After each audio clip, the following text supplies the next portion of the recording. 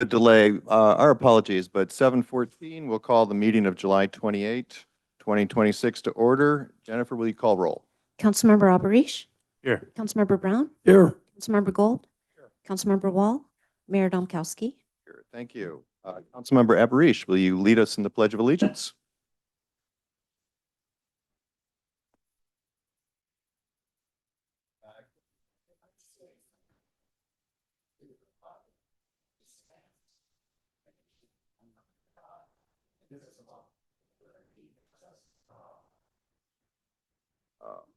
Right, thank you, Hassan. Before we open up public comment and start queuing up for that, we have received a number of requests to move agenda item E up earlier in the agenda. So I'd just like to see if any of my council colleagues would be amenable to that. If we could get a motion in a second, we'd for sure entertain that opportunity. I move to move item E up to earlier in the agenda. Second. Okay. You want to identify when the first item? It'll be, the earliest we can do it is after the planning commissioner appointment. So pretty early on. We have a pre-consent, pre-town manager report. So we'll get that right out of the gates. I'm sorry. I apologize for those that are here for the public hearing. Unfortunately, circumstances being what they are tonight, I think we need to make an adjustment to the agenda. I apologize, Lisa. Okay, well, do we need a form? Let's take a formal vote on that real quick. Agenda to be right after the planning commission appointment.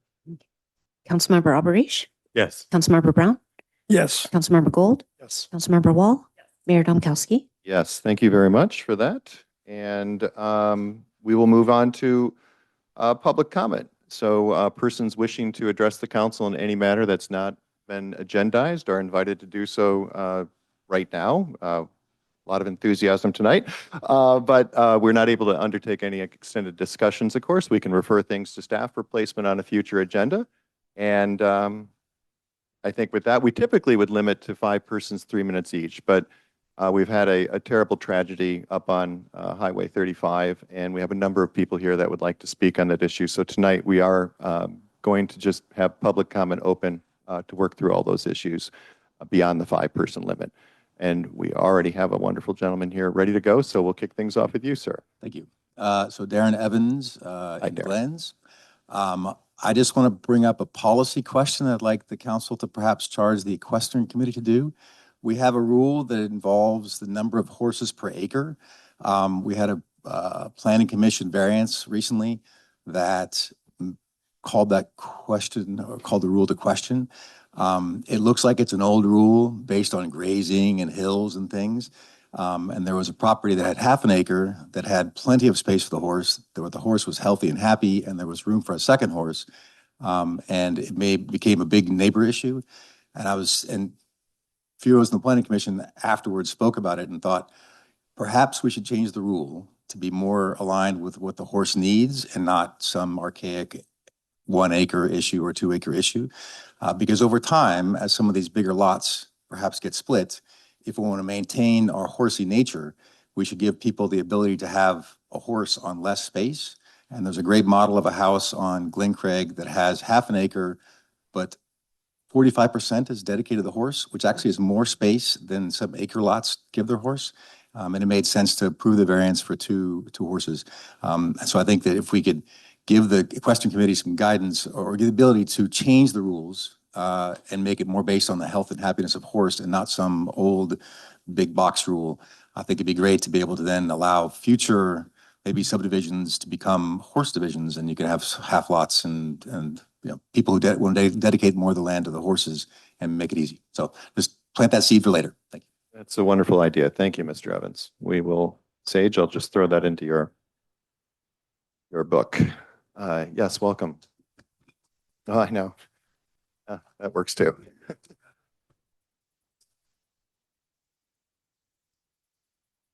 Hi, Town Council. Thank you for accommodating us this evening. I'm going to be speaking on Jacob Solowski's death. My name is Deirdre Cromie. I have lived in Palo Alto the past 25 years and served on the Palo Alto Parks and Rec Commission for 10 years. I'm a board member of the Western Whalers Bicycle Club and have been biking all my life. I'm here to speak on the recent death of Jacob Solovosky on Skyline Boulevard. Jacob was killed on his bike the morning of Saturday, July 11, 2026, by a speeding driver on Skyline Boulevard, a half-mile south of Fogarty Winery. This is also about 10 miles south of the Four Corners. Jacob was doing what he loved best, which was bicycling safely on beautiful mountain roads. The unnamed driver might have been doing what he liked best too, but the difference is that this driver was not following the rules of the road and he was driving fast enough to lose control of his car, such that he crossed the midline of the road and hit Jacob head on. Jacob did not have a chance, while the person who killed him survived. Jacob represented the best of us as a human being and endurance bike rider. He was skilled, he was safe, he chose biking over driving, and he did not own a car. He was 34. Jacob was my friend. We rode together frequently. I was not as fast as him, but he slowed down for me to help me reach my goals as an endurance bike rider. He did this for many of us in his community of bike riders. He was generous and kind. We all benefited from him. For many of us, Skyline is a connecting road to other climbs where we are not as visible, but we are here. We are skilled. We are committed to bike riding and all the joy it brings us, and deserve to share these roads as well. The roads will feel emptier without Jacob. Jacob was a remarkable human being all around. He worked as a mathematician on modeling ways to sequester carbon. His work had many applications to the petroleum industry and climate change research. His life and contributions to the world were tragically cut short. All the local residents see the speeding cars all the time.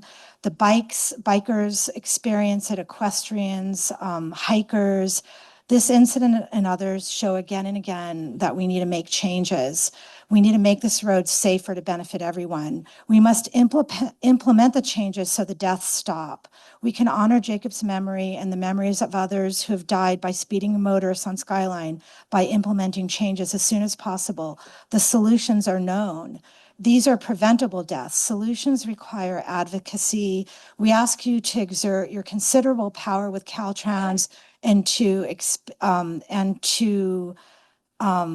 adopt the solutions identified by the South County Traffic Advisory Panel and expand them to all of Skyline. Thank you. Thank you, Deirdre. Obviously, first and foremost, our heartfelt condolences to the friends and family of Mr. Solovsky.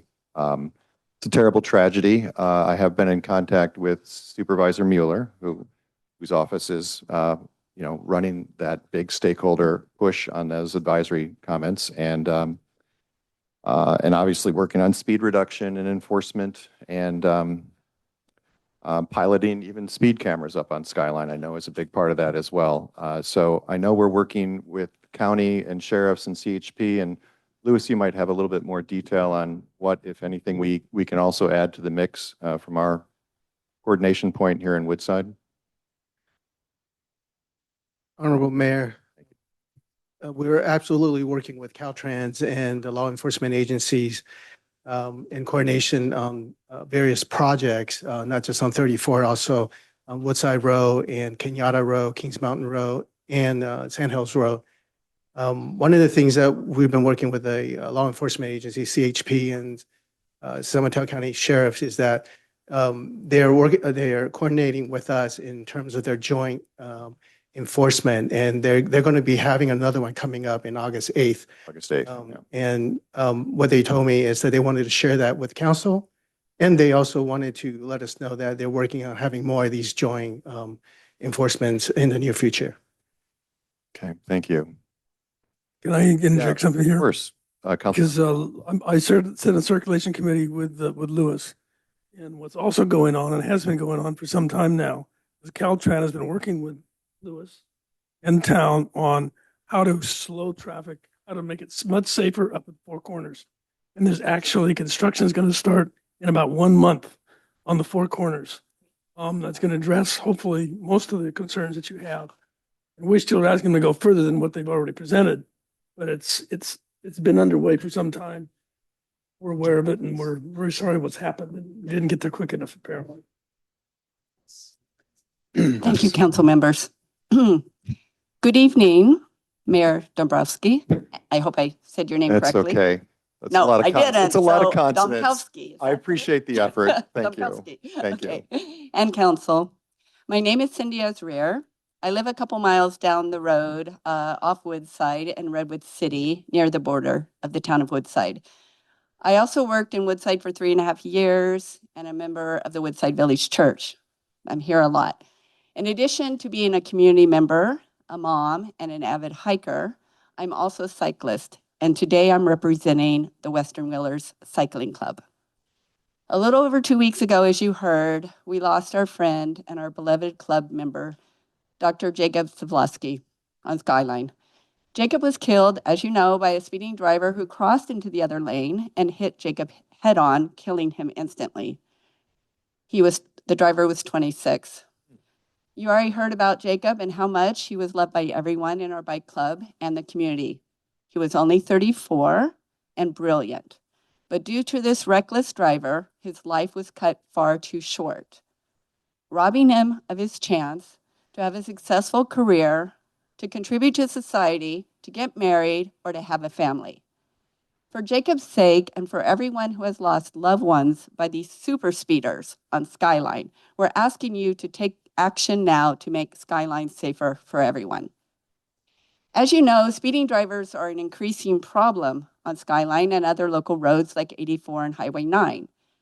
Cyclists are not the only impacted group. This has become a huge safety issue for law-abiding drivers, hikers, pedestrians, and local residents who often fear for their lives just by leaving their home. How many deaths will it take before we have any change? We thank the council for your efforts after another death and a community petition came before the council in February. We've heard that Caltrans has plans to rework the 84 Skyline Boulevard interchange. That's good, but we need more. You've advocated for a lower speed limit on Skyline. We agree with that, but more important than having a lower speed limit is having patrol cars on Skyline to enforce the existing speed limit. A 25-mile-an-hour speed limit is useless if drivers can go 100 miles an hour or more with no consequences. You, as a town bordering and containing highways 84 and 35, can influence the sheriff's office, CHP, Caltrans, and the legislature.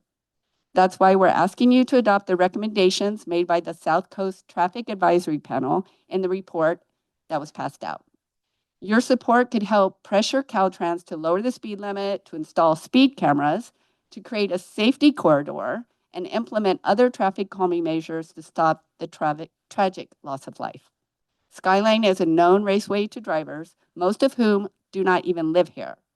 We need to change this now to protect our community and so more lives are not senselessly lost. We've lost our friend and we're brokenhearted. Please take this situation seriously. We need the roads to be safer for everyone. Thank you. Thank you. Yes, sir. Good evening, council. Good evening. Give me a second. I'm not good at public speaking.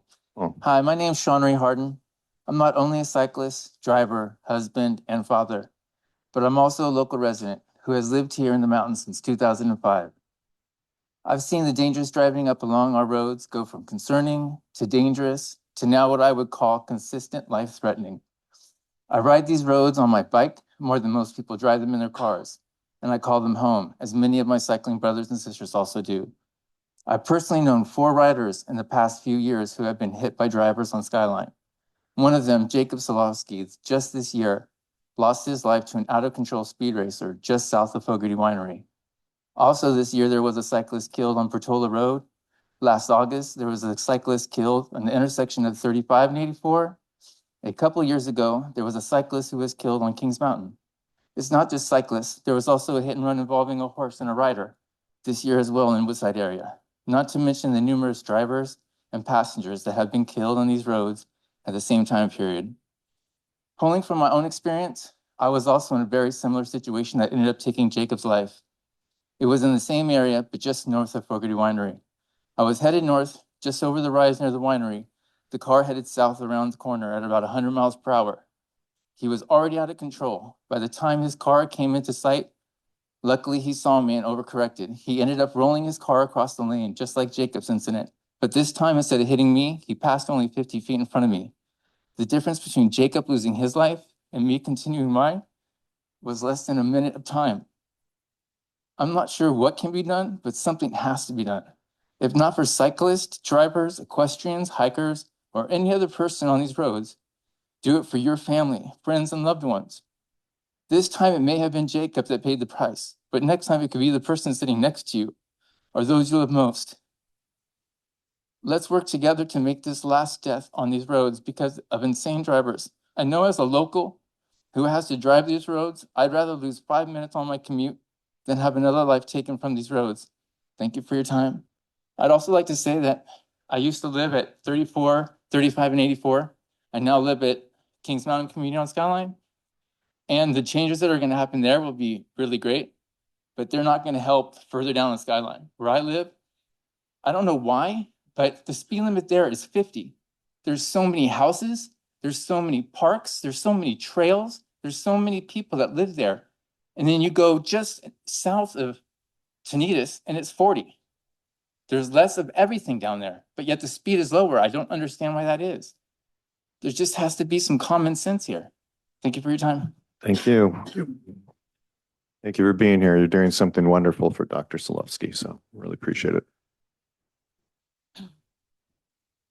Thank you for listening to us tonight. My name's Elaine Haight, and I'm from the Silicon Valley Bicycle Coalition. We represent the Santa Clara County as well as San Mateo County. And a lot of recreational cyclists here, which there are a lot, but I want to speak for the transportation cyclists, people that live up there and want to go to the store, and pedestrians and horseback riders and dog walkers, and everybody takes their life in their hands. And there's no reason that the speeders should be the ones that win out and have no consequences when they go around and endangering everybody else's life. So I'm asking you to push very, very hard on Caltrans and the legislature to adopt the South County Traffic Advisory Panel recommendations as soon as possible.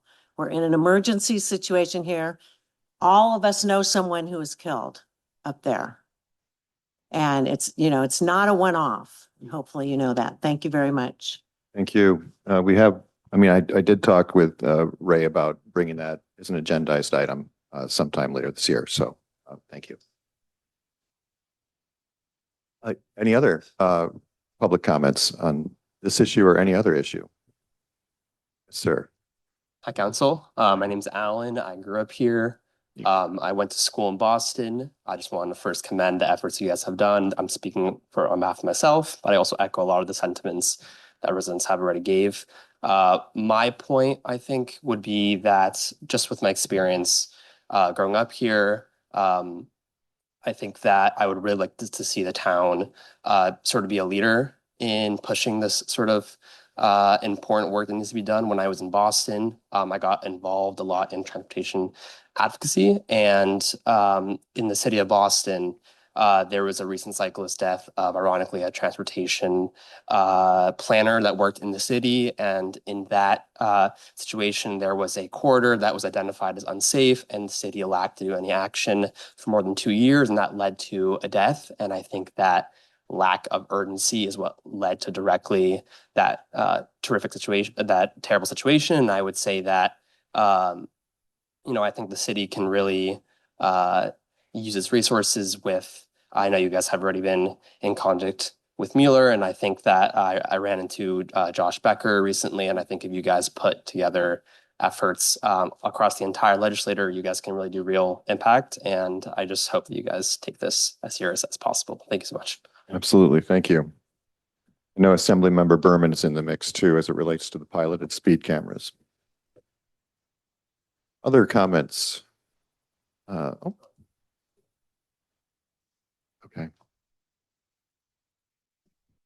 Good day, everybody. My name is Thomas Pima.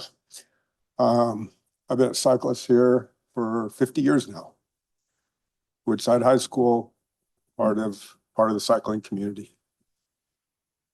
Without reiterating everything that's already been said, and the sadness that's obviously in this room, I think the one thing that needs to be added, there needs to be some accountability on the drivers that actually cause these.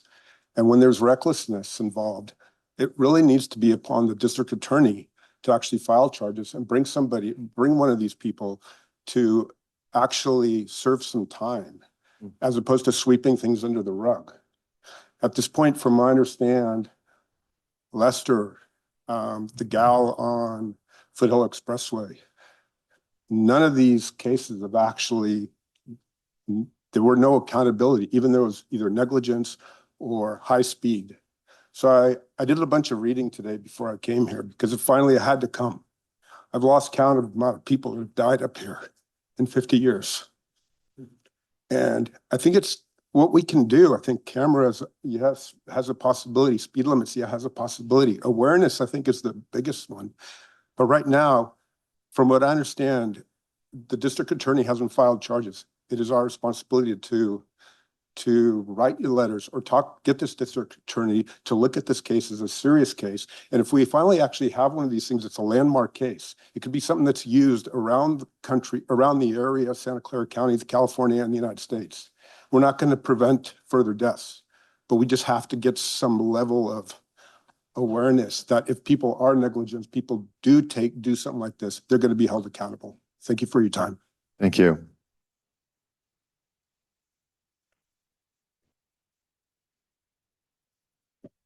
Other remarks on the bicycle issue or others? You want to, okay. Okay, Good evening. good evening. Good evening, Mayor Dembrowski and Council. I'm Ann Paulson. And I thank you for letting us speak. Thanks for letting us all talk. Of course. And also thank you for what you've done so far with the Four Corners plan. That's a good start.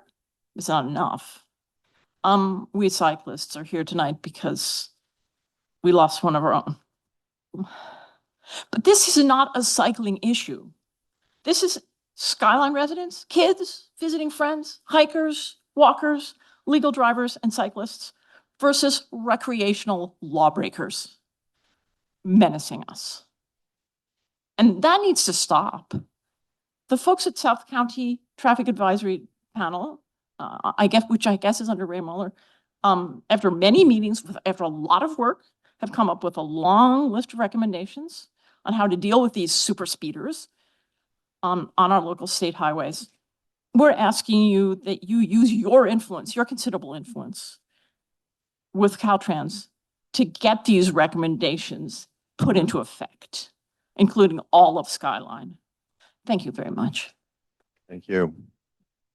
Maybe it's a good time. If the council agrees, I would ask that we direct staff to do everything we can to coordinate with the sheriff, CHP, Caltrans, the supervisor's office, and to play a coordinated and sustained role in this effort.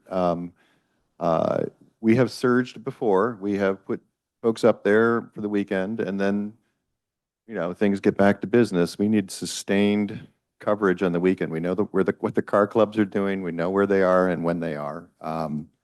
I know we have a limited budget. I know we have $100,000 stored away somewhere for tough times like this, but we can certainly coordinate. And so I don't know if the council would agree. Yeah, absolutely. I would very much agree with all of that. I would add, I think I saw one of the emails come through, and there was a suggestion that we agendize a study session dedicated to addressing this dangerous issue. And I really liked what one of the speakers just said, that, this isn't a Skyline issue. I think, this issue impacts a lot of us, and this is definitely a Woodside issue. And so as the council, I think we should have a sense of urgency and agendize this as soon as we can to have a further discussion. Very good. Others? Yeah, I'll just add to that. This committee that has been working with circulation in Lewis has been homeowners that live up there, so they're familiar with it. But I think we should expand and they want to expand the scope of what is being talked about by Caltrans into much broader coverage of all the issues that are up there. And I think we need to get maybe it's a workshop or something with all interested residents to come together, talk about what is needed to fix it once and for all. Very good. Starting to build consensus on that. Others thoughts? Yeah, I would absolutely agree everything you said, and thank you all for coming out and showing up for this very important issue. I live up off of 84 and regularly on Skyline and 84, and it's dangerous and it's scary. And so I really appreciate you all coming through, you know, on your evening, and I absolutely support anything we can do to continue pushing the issue and agendize it as soon as possible. Great. Yeah, I did Councilmember want to Gold. weigh in. Again, Sasan said, thank you for showing up tonight. I wish it was under better circumstances, but the best tribute we can have for Jacob is if something good comes of this. I think we would all agree to that. We've been at this a long time, and it's been very frustrating. And to be perfectly frank with you, we've gotten very little coordination and any kind of the necessary enforcement from the powers that be. I mean, I could name them Caltrans, CHP, whatever. Actually, the San Mateo County Sheriff has actually been pretty good with us. They could probably do better, but I know that they're somewhat limited on their resources.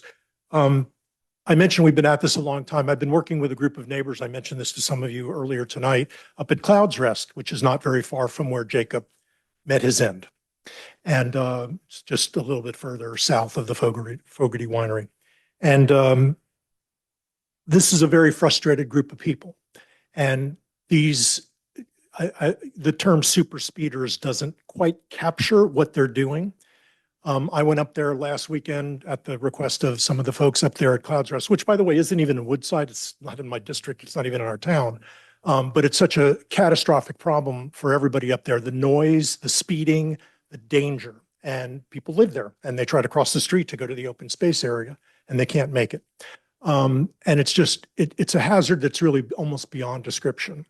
And I went up there on a Sunday morning and I was shocked by what, there were cars going by 4, 5, 6, 7, 8 at a time, 100 miles an hour.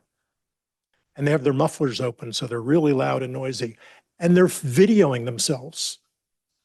And so the question that came up, I saw it in a post this just yesterday or the day before, why can't we prosecute somebody who's videoing themselves with 105 miles an hour on their speedometer? That would seem to make sense. So there's a lot of things that we could do. So I'm one of those all of the above. You know, I think Caltrans needs to help us with speed mitigation. You know, they do plenty of things that could slow people down. We don't need to go into that. Enforcement, speed cameras, noise you know, there's all sorts of things that we can do. Whatever we can do to help is important. A lot of you don't know this, but we're here tonight for a very different reason, and which involves me. But somebody died here, and he's not coming back. And he was taken far too early at 34 years old, I think somebody said, which is just a tragedy. And I think that that's a serious issue. And I think that this has gone on quite long enough. I corresponded with, we actually have very good relations with, it's unusual for town councils. We have a great relationship with our county supervisor, Ray Mueller. We have great relationships with our state officials, Mark Becker and Josh Becker and Mark Berman. And I corresponded with them just last week about this issue. And it's, for some reason, it just keeps getting shoved down. You know, it keeps getting passed over. It's not urgent enough. And I think if anything, as I said at the beginning, if Jacob's death can do anything to at least bring these disparate groups together, there's several groups out here, not only the bicyclists, but there's hikers, there's open space people, the people who live there, the Four Corners people. These are all the Clouds Rest people. These are all different constituent groups. And I'm really glad to see Channel 2 and the Almanac here tonight, because this publicity will help, because we've got to get their attention. And anything we can do, I'm obviously in agreement with my colleagues here about anything we can do to do it. But I think we have to up our games. We have to up the ante here. And I'd like to see us do that and take a much more serious view of this with our state officials and finally get something done. This shouldn't be that difficult to do. People shouldn't have to die to get some relief for the people who bike up there and live up there. Thank you. Yeah, excellent. Thank you. So I think we have consensus around coordinated efforts through us. Agree we can be. Study session, maybe around that study session is Ray Mueller, the county supervisor's set of recommendations and whether we would endorse those recommendations. And of course, any advocacy that we can provide up the channel, we will do from our spots here on the dais. Thank you. Any other public comments on any item not, hello, Ms. Lubin. Hi, Thalia Lubin History Committee. On a slightly lighter note, I'd like to invite everybody to join us for our annual walking tours. It's about a 20-minute walk around town center, looking at all our historic buildings. And it starts at the museum, which is across the open space, Saturday from 1 to 3. And we've been doing this in coordination with the San Mateo County Museum for several years. And our enrollment or participation keeps increasing. So I'm sure all of you know about the historic buildings in town, but since I have a captive audience tonight, I thought, anyway, we'd love to see you too if you want to come. So Sounds like a lot of fun. Thank you, Thalia. Other public comments on non-agendized items? Yes, sir. Hello. Welcome. So I would like to make a actionable specific suggestion about specific measures we can take to reduce speed limits on Skyline Road and other roads and keep them low. So my suggestion is rather than having police officers or CHP officers or speed cameras enforcing speed limits retroactively, we can modify the design of the road itself to reduce speed limits proactively.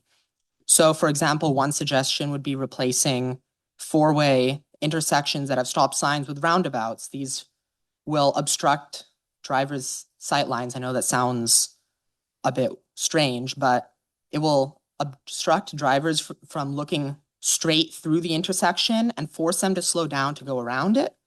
Another suggestion is physical barriers to exiting the lanes. These don't have to be big. They don't have to be frequent, just like a curb on the edge of the road, like on the edge of the lane, to like make the lane more clearly defined, prevent cutting into the opposite lane, prevent cutting onto the shoulder, and to create a protected space for bicyclists and hikers on the side of the road that's separate from the cars. And the cars can still use the shoulder for like pulling off for emergencies. Like there doesn't need to be a continuous curb, just like every 10 yards, there's like a plastic bollard or something along the side of the road. Thank you. That's a good suggestion. We'll go to the Zoom room real quick. Mary Danko, you are good to go. Oh, hi, I'm Mary Danko, as you said, and I live in Woodside in District Number 4.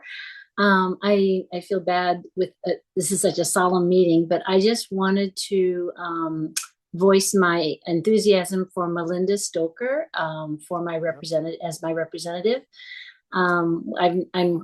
Mary, Mary, I hate to cut you off. I just for procedural reasons, I got to wait till that agenda item I'm to sorry. take your comment. Okay. But we're looking forward to it. So Okay. we'll see you in a little bit. Thank you. It's right around the corner, I promise. Okay, thanks. Thank you. Any other public comments? Yes, sir. Thank you. Oh, thank you, sir. Yeah, thank you all for being here. It is very meaningful and we're on it. So we appreciate the advocacy and we're very, very sorry for your loss. We'll be back. Thank you. Let's go. Thank you. Thank you, sir. Any other public comments before we close public comment?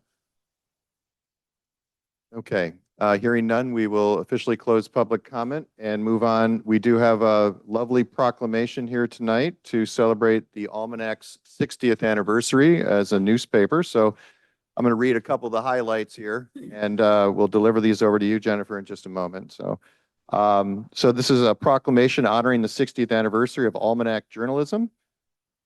There's a lot of interesting facts in here, by the way. Whereas in August 1965, 3 visionary Portola Valley residents laid the cornerstone of localized public oversight by assembling a humble 4-page community newspaper on a neighborhood kitchen table. And whereas this grassroots publication blossomed over 6 decades into the Almanac, evolving from its physical roots in a small office right here next to the post office here in Woodside, to dedicated offices in Menlo Park and eventually to Palo Alto. And whereas throughout its esteemed history, the Almanac has fiercely and faithfully protected the public interest by bringing vital news, investigative pieces, and cultural reporting to the residents of Menlo Park, Atherton, Woodside, and Portola Valley without fear nor favor. And whereas the publication has successfully navigated the changing tides of modern media by transitioning into a vital community-supported nonprofit asset. And whereas the exceptional merit of Almanac journalists continue to be recognized on the grandest stages. And whereas on August 13th, the Almanac will cap off its landmark 60th year of service by gathering the community at Fremont Park, co-sponsoring Menlo Park's summer concert series finale featuring the Sun Kings to distribute a special commemorative anniversary issue and connect face-to-face with the public they serve. Now, therefore, I, Brian Domkowski, Mayor of the Town of Woodside, on behalf of the Town Council and town residents, recognize and celebrate the Almanac on its 60th anniversary of journalism. We extend our profound gratitude to its reporters, editors, and foundation staff for their unwavering privilege of reporting on our town, and we look forward with great anticipation to another 60 years of informed civic excellence. So thank you very much for your wonderful service to the community.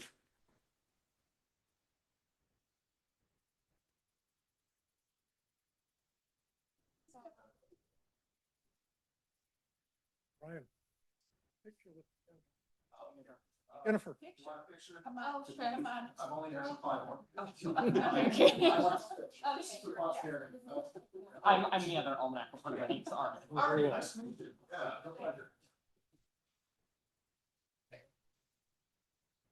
Oh, sitting there. Town engineer. Really good.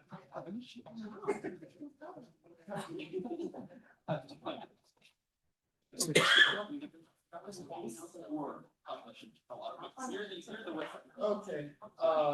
Next up, we have the interview and appointment of a planning commissioner. Yes, sir. Please do one more comment or that miss my chance. For public comment? Yes. Sure, sir. Come on up. Real quick. It's unusual, but Okay, sorry. yes, sir. Got my Oh, baseball hi. uniform. Bob, how are you? Hello, good. Yeah, I didn't recognize you Sorry there. about that. Okay, so I wrote it out. Good evening. Thank you to the council. Several of you have genuinely helped me with a project of mine, and I appreciate that. But tonight I'm here for something else separate. I want no more deals that are in back rooms. I don't want this town run by a law firm where key people aren't named to us and aren't accountable to us. Kai, who is Gene's son, doesn't even name himself and uses legal name. Legal power in this county is concentrated in one small firm, and I think it's hurting our best chance at bringing in a strong new town manager. We need transparency. When I spoke to people I was coming tonight, when I told people I was coming tonight, several of them told me they could corroborate some of the concerns that have not been addressed. I'm not here to relitigate the past. I'm here to ask you to move transparent going forward and to take this concentration of power out of one firm's hands. Some of you believe keeping this arrangement preserves institutional knowledge. Respectfully, the institution looks broken right now.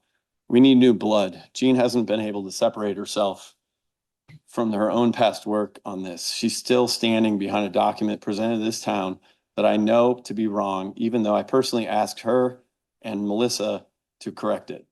She since sent me a document.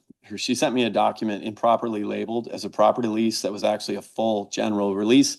When I asked her to fix it, they wouldn't. I caught it because I read contracts for a living. Most people in this town don't. Melissa never disclosed to us that she worked as Jean's paralegal for a long time before she ended up actually running this town for a little bit. And that needs to be fixed. If Jean isn't capable of correcting the record when it's wrong, she isn't capable of doing her job. And this should resign. I'll correct something I got wrong earlier when I put this forward to the town. I had the departure list mixed up. To those of you who are leaving this town council, this is exactly the kind of thing to use your last votes on. Leave the town better than you found it. Vote her out. To everyone staying, you owe this town a real competitive process for its legal services, not a renewal on autopilot because it's easier. Let's clean this up. Let's make it right. That's the full speech. Ready to deliver. Okay. Thank you, Mr. Wilson. Okay, moving on to the planning commissioner appointment. Thank you, Louis. We did have Mr. Yu did pull his candidacy, so Linda will be hearing from you tonight, which is wonderful. And I'll just start by saying we always have a tremendous amount of respect for anybody that's willing to step up and take on this responsibility and go through a public interview process. There's only two places that has to happen, Planning Commission and ASRB, and this is one of them. And thank you for stepping into the arena. And the floor is yours to talk about your interests and values and objectives with pursuing this position. Of course. Nice Thank to you see so you. much. So some of you probably recognize me from my previous experience with service here for the town. When I was chair of the Livestock and Equine Committee, my main objective was to improve communications and resources for people who had livestock, not just horses, but there's all types of livestock here in this town. Many of us on the committee were committed to creating emergency preparedness information that got distributed to all interested parties and all people who have barns. We also provided some guidance when it came to safety and signage on trails and things like that. When I chose to leave the committee, I handpicked somebody to replace me that I knew would also be doing a very good job and would be passionate about the work. And I'm also very aware that many of these roles require a lot more time and commitment than you think it will. And I feel prepared to step up and do that on the planning commission. Many of you may not know, I grew up with a dad who was an architect. So I've been around planning and building literally plans pretty much my whole young adult life. And when we purchased a home here in Woodside, we needed to expand it and improve upon it. And we submitted the plans and got the approvals and went through the permitting processes, et cetera. And I'm very familiar with all of that. And I think that that would help me lend some understanding and expertise to the process that any resident has to go through, whether they're, again, doing some kind of home improvement expansion, doing an ADU. Currently, there's some subdivisions. As you know, that's another topic of this meeting this evening. So there's a lot of areas where I feel that I could support residents to meet their goals, while at the same time ensure that we are supporting the general plan, which is just as important now as it ever was. And in addition, I think that my 25 years of business experience as a vice president of marketing and a senior director at leading software companies gives me some very transferable skills. I had to take a 360-degree view of a lot of situations and pour through a lot of data to come up with strategic plans that were then executed for measurable results. And given the nature of the work, which was very deadline driven, very sometimes a bit of a pressure cooker, working with a lot of extremely opinionated CEOs and other people who had a lot of investment in the companies that I worked for. I think that I have the skills required for working with a wide variety of people on a number of issues, right? Whether they're bringing to the table a plan for an ADU or some other kind of a project that requires some analysis or any kind of, variance kind of a situation, right?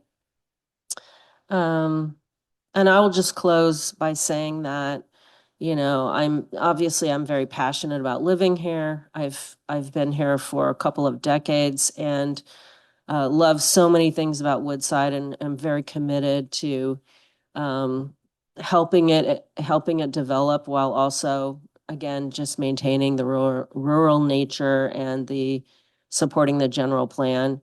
And I think 9 of my peers who are in District 4 are supporting me on this because they've known me for decades and they trust my commitment and my energy and my judgment to bring to the table for a role like this. Thank you. Questions for Ms. Stoker? I know her work well, so. Yeah. Sir. District 4, my district. I want to Yes. thank you for tossing your hat in. Not everybody does. And when the prior planning commissioner resigned, it kind of caught me by surprise. We canvassed the district. Actually thrilled that you're here and willing to take on that role. Before I have a couple of questions for you, but before that, you mentioned, and it's in your application as well, that you've done a remodel here.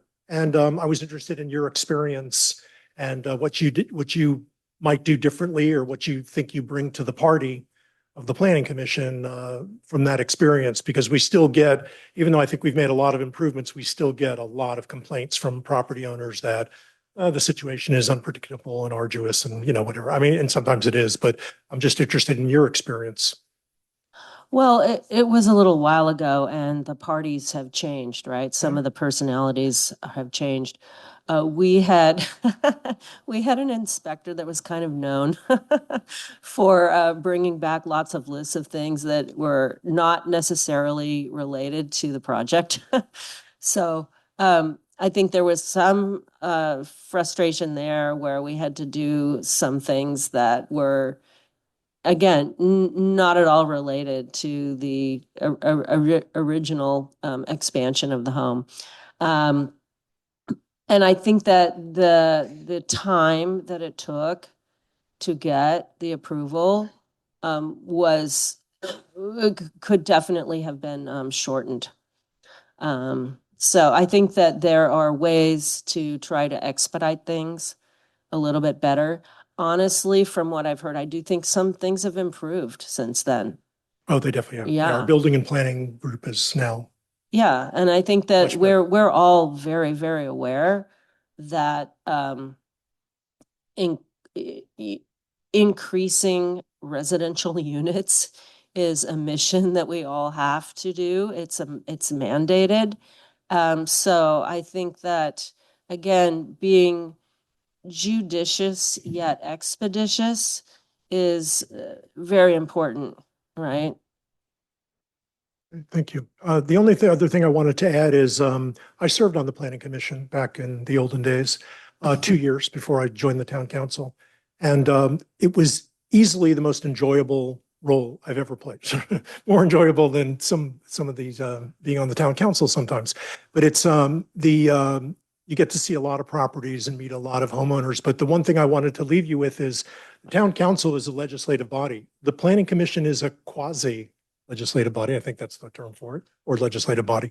What you guys say is law. And that's unlike any of the other committees that we have or commissions. So unless you do something completely ridiculous tonight, you're going to get the job. So I think that I just appreciate you throwing your hat in the ring here. And thank you for offering your time and expertise to help our community. Well, thank you, and you're welcome. So thank you so much for your application to the Planning Commission. I definitely think like having a track record of service and you having been on the Livestock and Equestrian Committee is a great kind of way to then, you know, go onto the Planning Commission. So I think that's having that experience is really wonderful. I did have one question. One of the big topics, as you know, that the town has been contending with over the last several years is the housing element. So just wanted to hear a little bit on your views. How do you see the Planning Commission's role? What do you envision weighing in on vis-a-vis the housing element during your time on the Planning Commission? And how do you see that contrasting with the town council's role? Well, as far as weighing in, I haven't seen a lot of plans yet. So I think that all of these projects are unique, right? And I don't know that I could just have a blanket statement about how we would approach any and all of them. I think you have to look at each individual project for its specific, you know, numbers and whatever attributes, as well as any negative impact, right? So I think that I would just look at each individual plan and ask a lot of questions. Again, take that 360-degree view. You hear a lot about the number of units. I don't hear a lot about parking, for example, right? That's a big one. Or traffic impact, right? That's also a big one. So I think you have to just take it one at a time and review all the details and then bring up the questions and any concerns regarding community impact and go from there. Any other questions? Hearing none, you answered my question earlier. We'll just open to public comment briefly if there are any members that would like to speak on behalf of Ms. Stoker. This is your chance, Mary. Oh, here we go. No, no, Oh. you don't have to go away. Oh, Thalia Lubin, I well, just want to okay. say we're friends and Melinda's quite capable and I think she'd make a fine addition to the planning commission. great, thank you. I admire her courage. Yeah, right. And now off to you now, Mary. This is your chance. Mary Danko.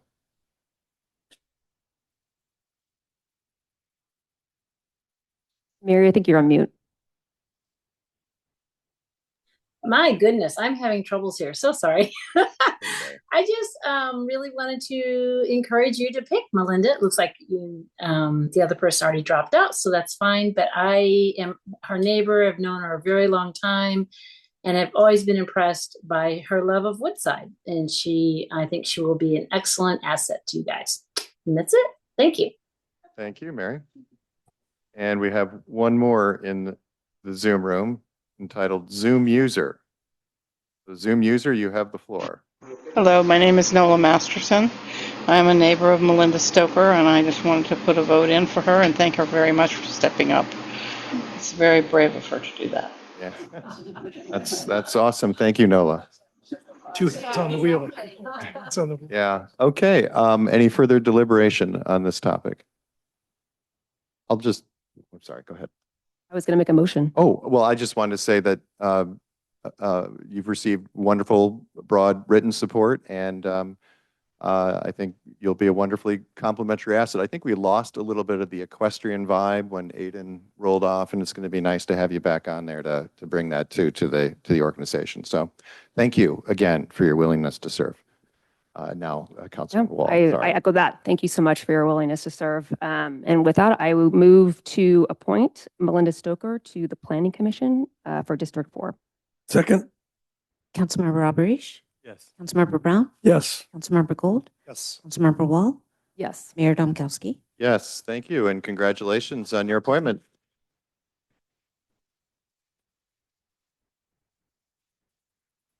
Very good. Well, thank you so much. As stated earlier, we did reorder the agenda to bring item E forward, and which is a report from outside legal counsel on a personnel investigation, is how it's titled.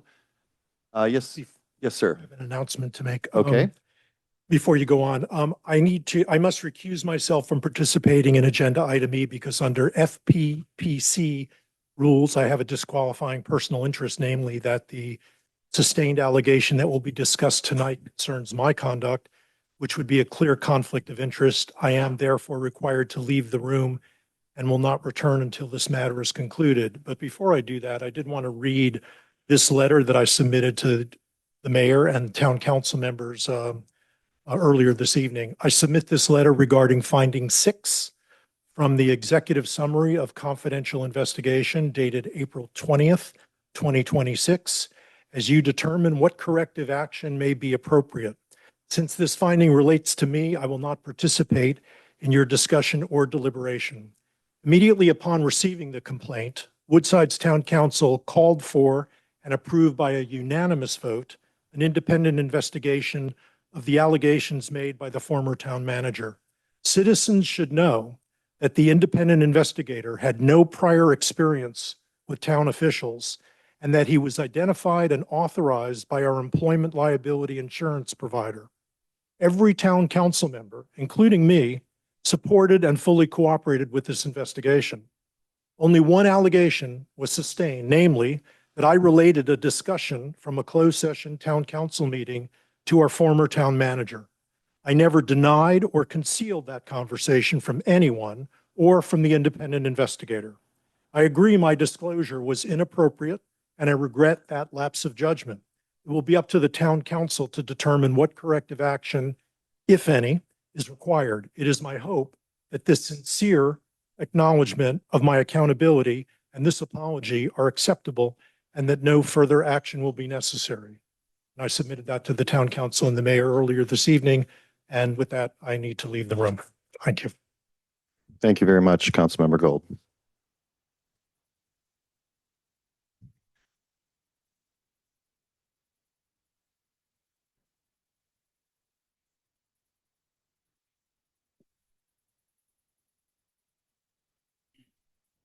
Okay, Mr. Bolanos, the floor is yours, sir. Thank you. And the microphone, you just need to probably come a little closer there so folks on Zoom can hear. Thank you, Mayor, and good evening, council, staff members, members of the public. My name is Richard Bolanos. I'm with the law firm Lieber Cassidy Whitmore, San Francisco, and I serve as special counsel. I think we're still having a little bit of a hearing issue there, yeah. I serve as special counsel appointed by the town's liability insurance carrier to represent the town in regard to written allegations filed by former town manager Jason Ledbetter. My remarks this evening are being presented to address the one allegation from Mr. Ledbetter's report found to have merit, and to inform the public about the steps taken to address that particular allegation. Because this matter concerns threatened litigation, the council has been advised not to comment publicly about Mr. Ledbetter's employment or the town's investigation into his claims. To date, they've abided by this advice, and this advice applies to this public meeting as well. Let me begin by briefly summarizing the events that brought us to this point. On February 17, 2026, Mr. Ledbetter threatened to publish a purported whistleblower report, which contained allegations directed at council members Domkowski, Gold, and Wall, and town attorney Gene Severy, unless he was paid an amount exceeding $400,000.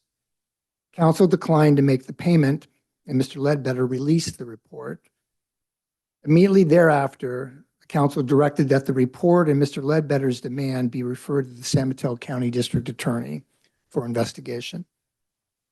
In addition, the town's liability insurance carrier was advised of the situation and asked to investigate the allegations.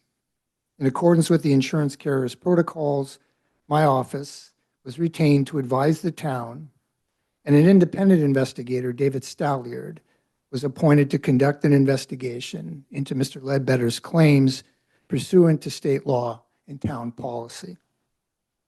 Mr. Stalliard had no previous affiliation with the town of Woodside. He was empowered to conduct the investigation with complete independence and to issue findings and conclusions as to each of the 11 allegations in Mr. Ledbetter's report. On April 25th, 2026, the town released to the public an executive summary of the report and Mr. Stalliard's findings and conclusions. Only one of the 11 allegations was found to be supported by the evidence. In that one allegation, Mr. Ledbetter claimed that on July 10th, 2025, during a dinner with Councilmembers Gold, Domkowski, Councilmember Gold shared closed session information regarding Mr. Ledbetter's hiring and gender bias concerns raised by Councilmember Wall during Mr. Ledbetter's interview and hiring process. As noted in Mr. Stalliard's report, this allegation was sustained because Councilmember Gold admitted to Mr. Stalliard that he had disclosed this information to Mr. Ledbetter.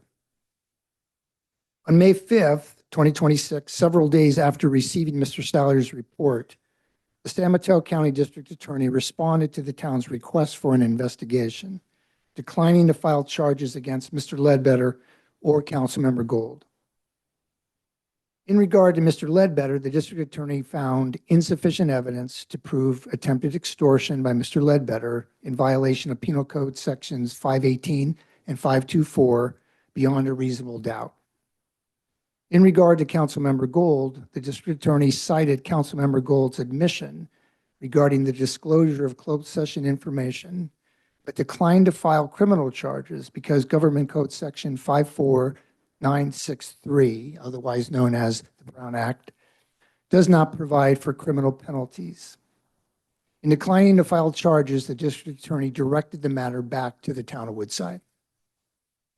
Upon this referral back to the town, an ethics inquiry was initiated as called for by the town's Code of Ethics and Conduct. The Code of Ethics and Conduct, Section 111, Core Values, entitled Responsibility/Protecting the Public's Interests, provides in part that council members are to refrain from disclosing confidential information concerning litigation, personnel, property, or other affairs of the town without proper legal authority, nor use such information to advance their financial or other personal interests.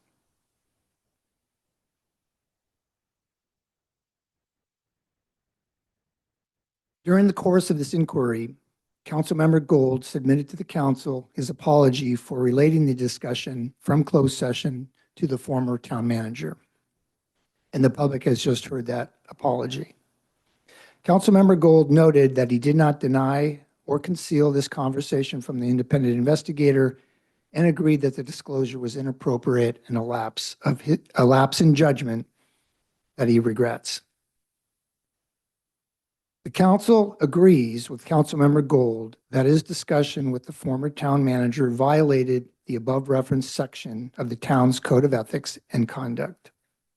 The council has received Councilmember Gold's apology and accepted my recommendation that additional training be conducted in regards to the town's Code of Ethics and Conduct. This completes my remarks. The public should now be given an opportunity to comment. And if there are any questions posed by the public's comments, I will respond to those questions to the extent the law allows.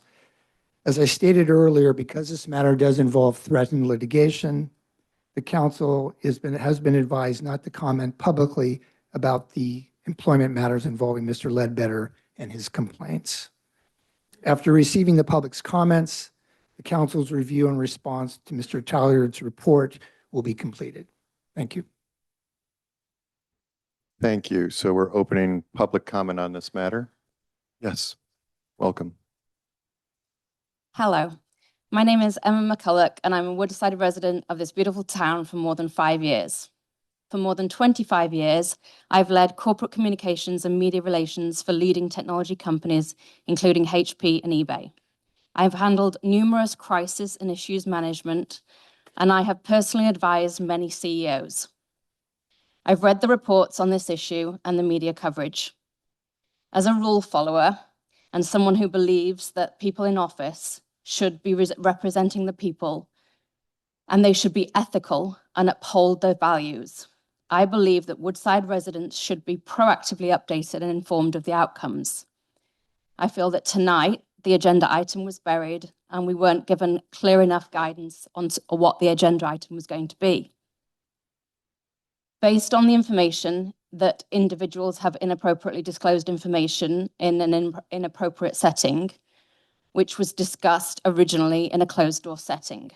This is not the ethical behavior that we expect from our town council. This fundamentally impacts the trust and integrity that we have as residents in this leadership team. It shows poor leadership and reflects on the town's leadership. I heard the comment from Mr. Gould about a lapse of judgment. That worries me that he thinks that this issue behind closed doors, and as this gentleman mentioned, the fundamental ethics of this that he mentioned that this was just a lapse of judgment. And the only outcome that I'm hearing is training.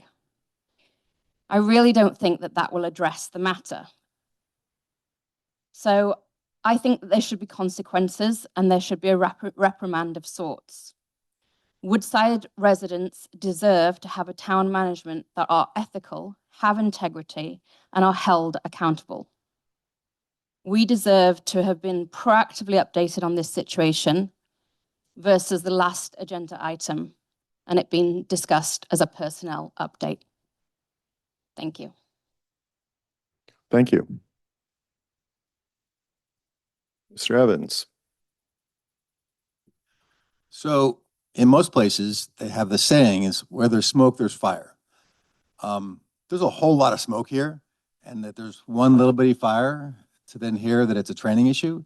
I'm with my neighbor in this, and that this is ridiculous. Like, why is this okay?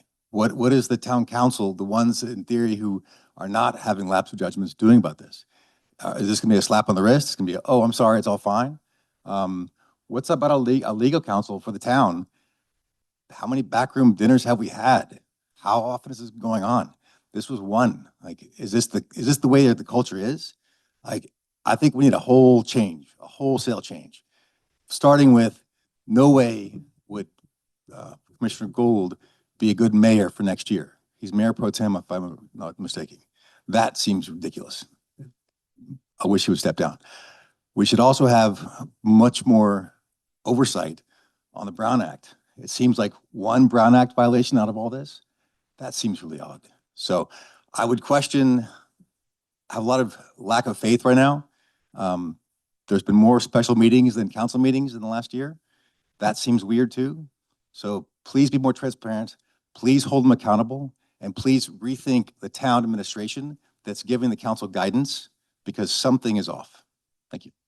Thanks, Darren. I was just gonna jump, someone's have their hand up in the Zoom room, so then you're next. Heather King, you're up. Okay, great. Can you hear me? We definitely can, thank you. Okay, great. All right, so yes, my name is Heather King. I'm a resident of Woodside. Just for context about some of what I'm gonna say, I'm a concerned citizen, but I'm also a lawyer.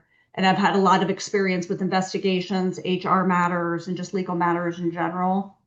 And just as a side note, to echo what somebody just said, I felt putting this on the agenda as personal investigation with some lawyers' names was purposely vague. I hate to cast aspersions, but there are notice requirements in the government code that exist for exactly this reason. And agendas are supposed to actually tell the public what's going to be discussed. But moving on to the findings here. So as Councilmember Gould acknowledged, okay, so I'm just going to say this out loud for myself too, to make sure I'm understanding this. So he disclosed confidential closed session information, specifically that Councilmember Wall's gender discrimination complaint from the town manager hiring process. He disclosed that to the town manager himself. And he's admitted this, so that isn't in dispute. And the only question is, what is the council going to do about it? So I just want to say this out loud. This was not a minor disclosure. It was a confidential complaint by one city council member about gender discrimination to be kept confidential precisely because information like that causes real harm if it gets out. And it wasn't shared with just anyone. It went to the one person where the damage would be the greatest, the incoming town manager, who learned that a sitting council member had accused another council member of discriminating during his hiring process. So that's not just like a broken confidence between Gould and Wall, and it's not just a potential Brown Act violation or a council ethics violation. It looks to me, looking at the totality here, like it was the seed of the exact conflict that the entire investigation grew out of. And if I'm following this correctly, Gould also never disclosed having shared it with the town manager, not to the council, not to Wall, not to the person it concerned. That's not like a one-time lapse in judgment. It's an ongoing decision to let the disclosure sit, quietly and do whatever damage it was going to do to the rest of the council and to the town.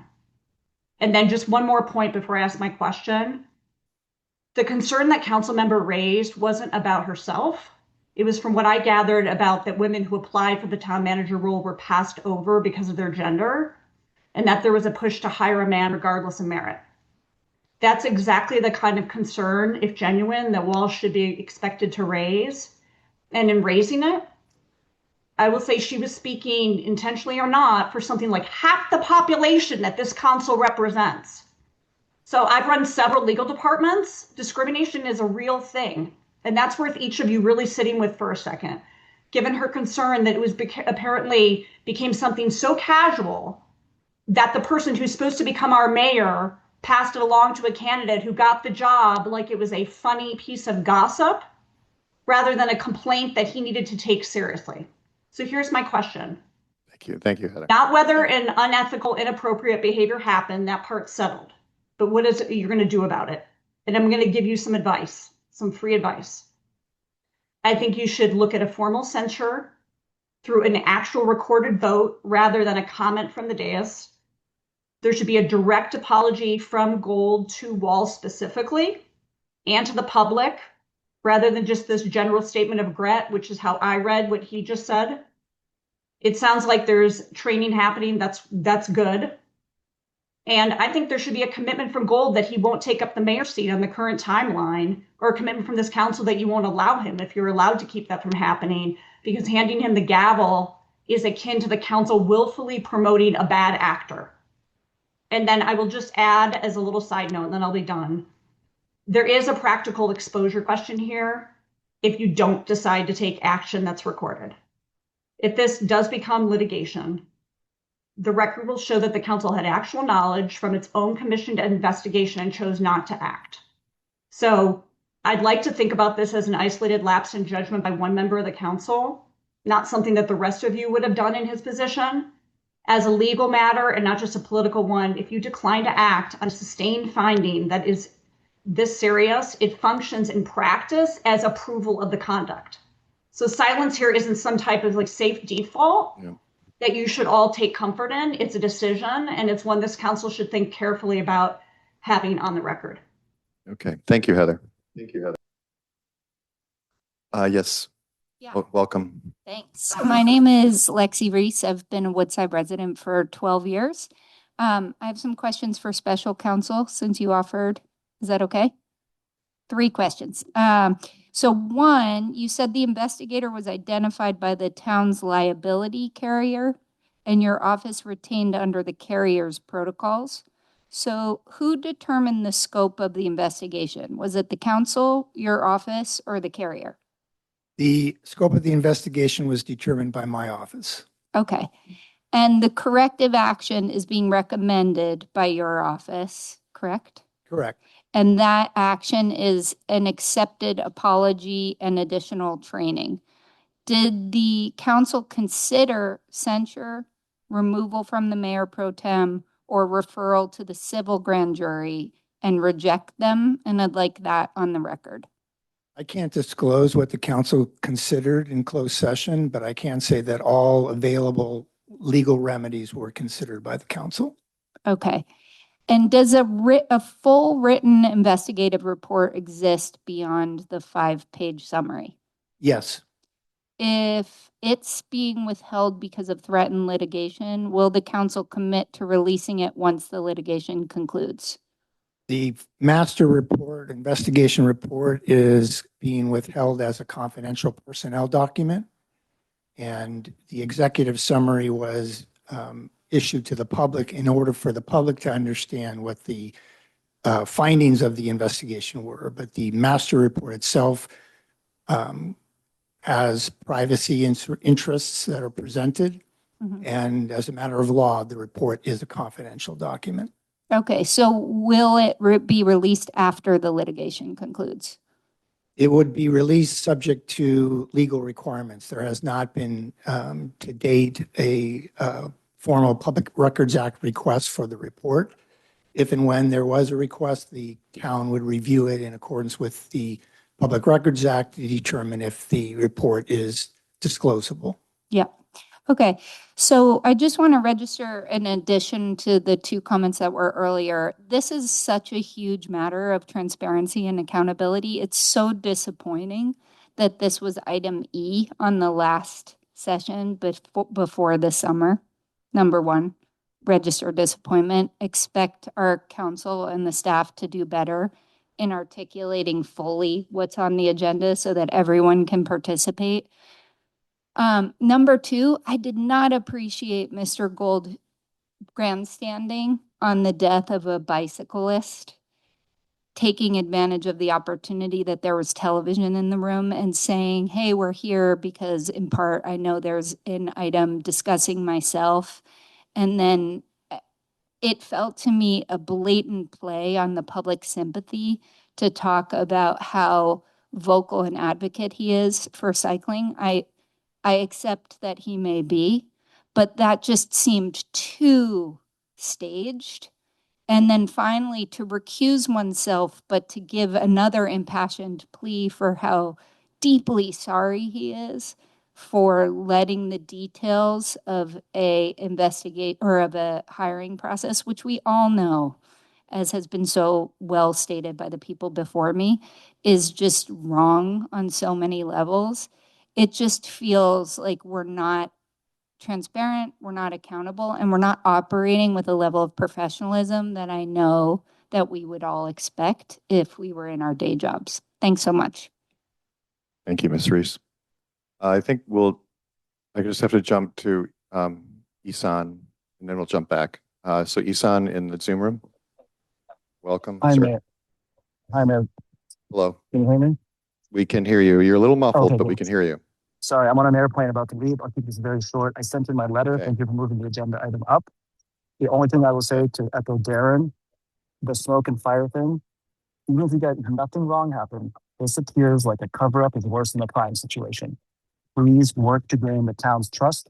There are clearly a lot of people worried about this. Thank you. Thank you, Isan.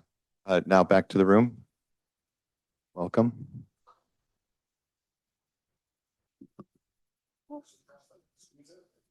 There we go. Maybe. Perfect. Hello, everybody. I'm Stacia Gar. I am resident at 252 Raymundo. I've been in Woodside for 11 years. And in full transparency, my husband is the chair of the Planning Commission, so very well familiar with a lot of things around here. But professionally, I actually do research on HR and on organizational behavior.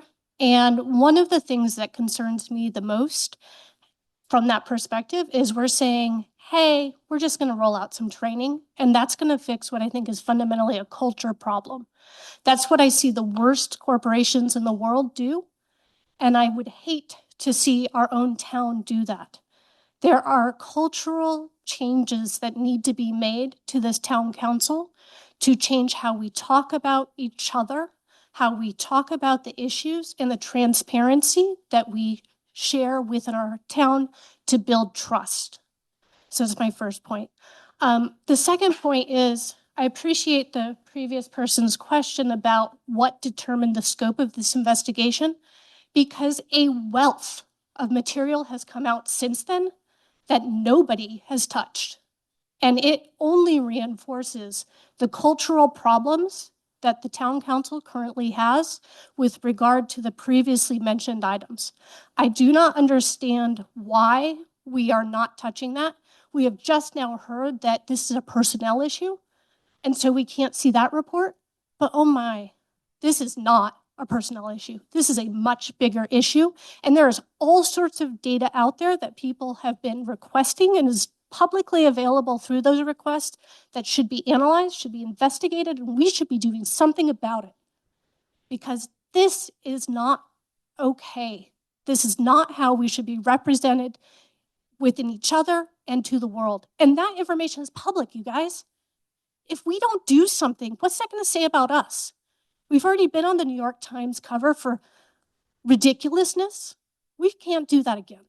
Please censure Mr. Gold. Do not let him represent us next.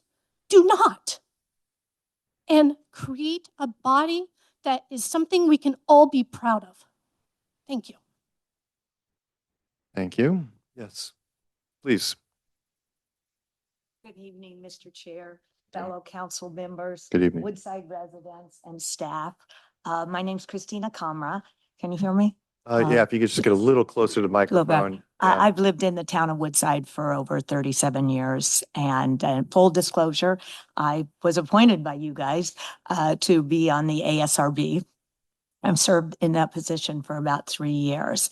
And I've been following this very closely and doing a little bit of my own research, knowing as many people as I do throughout the town. And what I'm speaking today to formally address the comments made by both Member Gould and by Member Brian Dombrowski as It's okay. the same. If there's one time to mispronounce it, it's right now. Okay. That were all outlined in the whistleblowers' comments.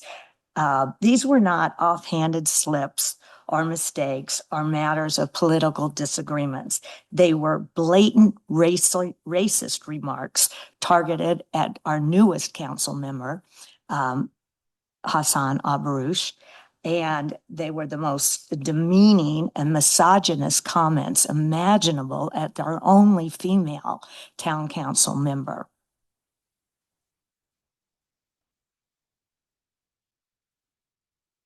These disparaging remarks were made by sitting members of this council, a body whose job it is to represent every resident of the town, regardless of their race or gender. That is the basic condition of holding this office. I'm calling on this council to take the following steps. Number one, let's just start with an apology. Number two, there should be a formal reprimand or censure that's entered into the public record so that it is not treated as a private matter or forgotten altogether. There should be a pledge from the council to enforce our code of conduct. And finally, my preference would be for these two council members, Paul Gould and Brian Dombrowski, to start the proceedings for removal from this council. Not only are these racist and sexist remarks, you have put us in a difficult position with our housing element. The staff here, I look at the hours our staff has put together working on these things, only to be undermined by your backroom efforts of trying to work it in different ways. And I'm sadly disappointed. And I just hope that more is done, that this is just not swept under the rug, and that I believe you're resigning, but I would hope that Mr. Gould would resign as well, because I think we can do better as a town. Thank you. Rick, did you want to comment on any of those statements? Yes, Mr. Mayor, I did want to make a point to the public that allegations, racial, sexist allegations were in the report. There were many allegations in the report. None of the allegations other than the one allegation that we were addressing tonight were deemed by the investigator to be supported by the evidence. It's very easy to make allegations. The investigation determined that there was no support for those particular allegations. Two things can be true. That can be very well true, that your investigator never found these allegations. Another thing could be true, that they did say these racist things, and the people in town, when you ask them, you say, oh my God, did they say these things? They go, yeah, that's the way they talk. So I think in some ways, both things can be true. Okay, thank you. Mr. Lubin. We'll get to you next, Ned. Steve Lubin. I would like an explanation as to why there was no written report submitted for the agenda. It seems something as important as this warrants some supporting analysis or description of what the presentation would include.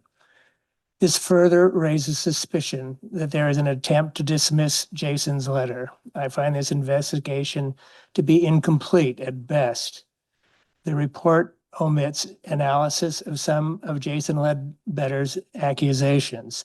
The one I find most egregious is Jason's description, and one that affects me personally, is Jason's description regarding a meeting he had with former council member Chris Shaw, which included Bill Butler, the property owner of 773 Kenyatta Road.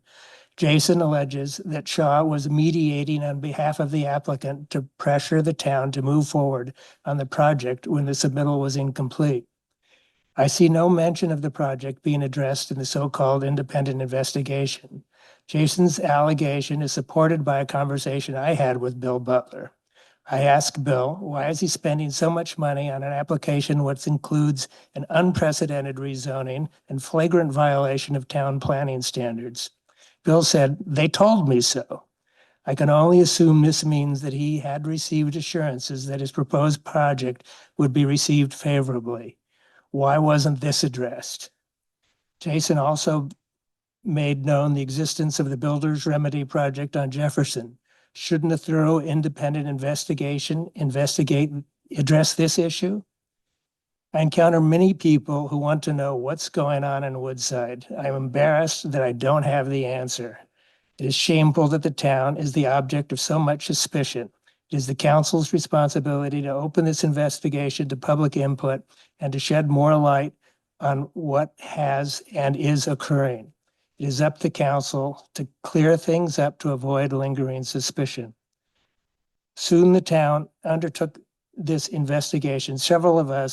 As soon as the town undertook this investigation, several of us requested input into the subjects to be investigated. No opportunity for public input was allowed. Many of us have asked for a truly independent investigation done by someone chosen by the citizens, not by the council, town attorney, or staff. This has not been done, and we continue to make that request. Rick, anything? Thank you, Steve. Anything you wanted to say there before moving on?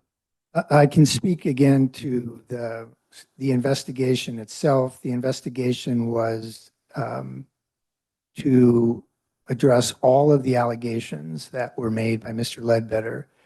Mr. Ledbetter was interviewed twice by the investigator to be sure the town understood all of the allegations that he was making, and all of the witnesses that he believed were supported or supporting his allegations, all of the documents that he believed supported his allegations.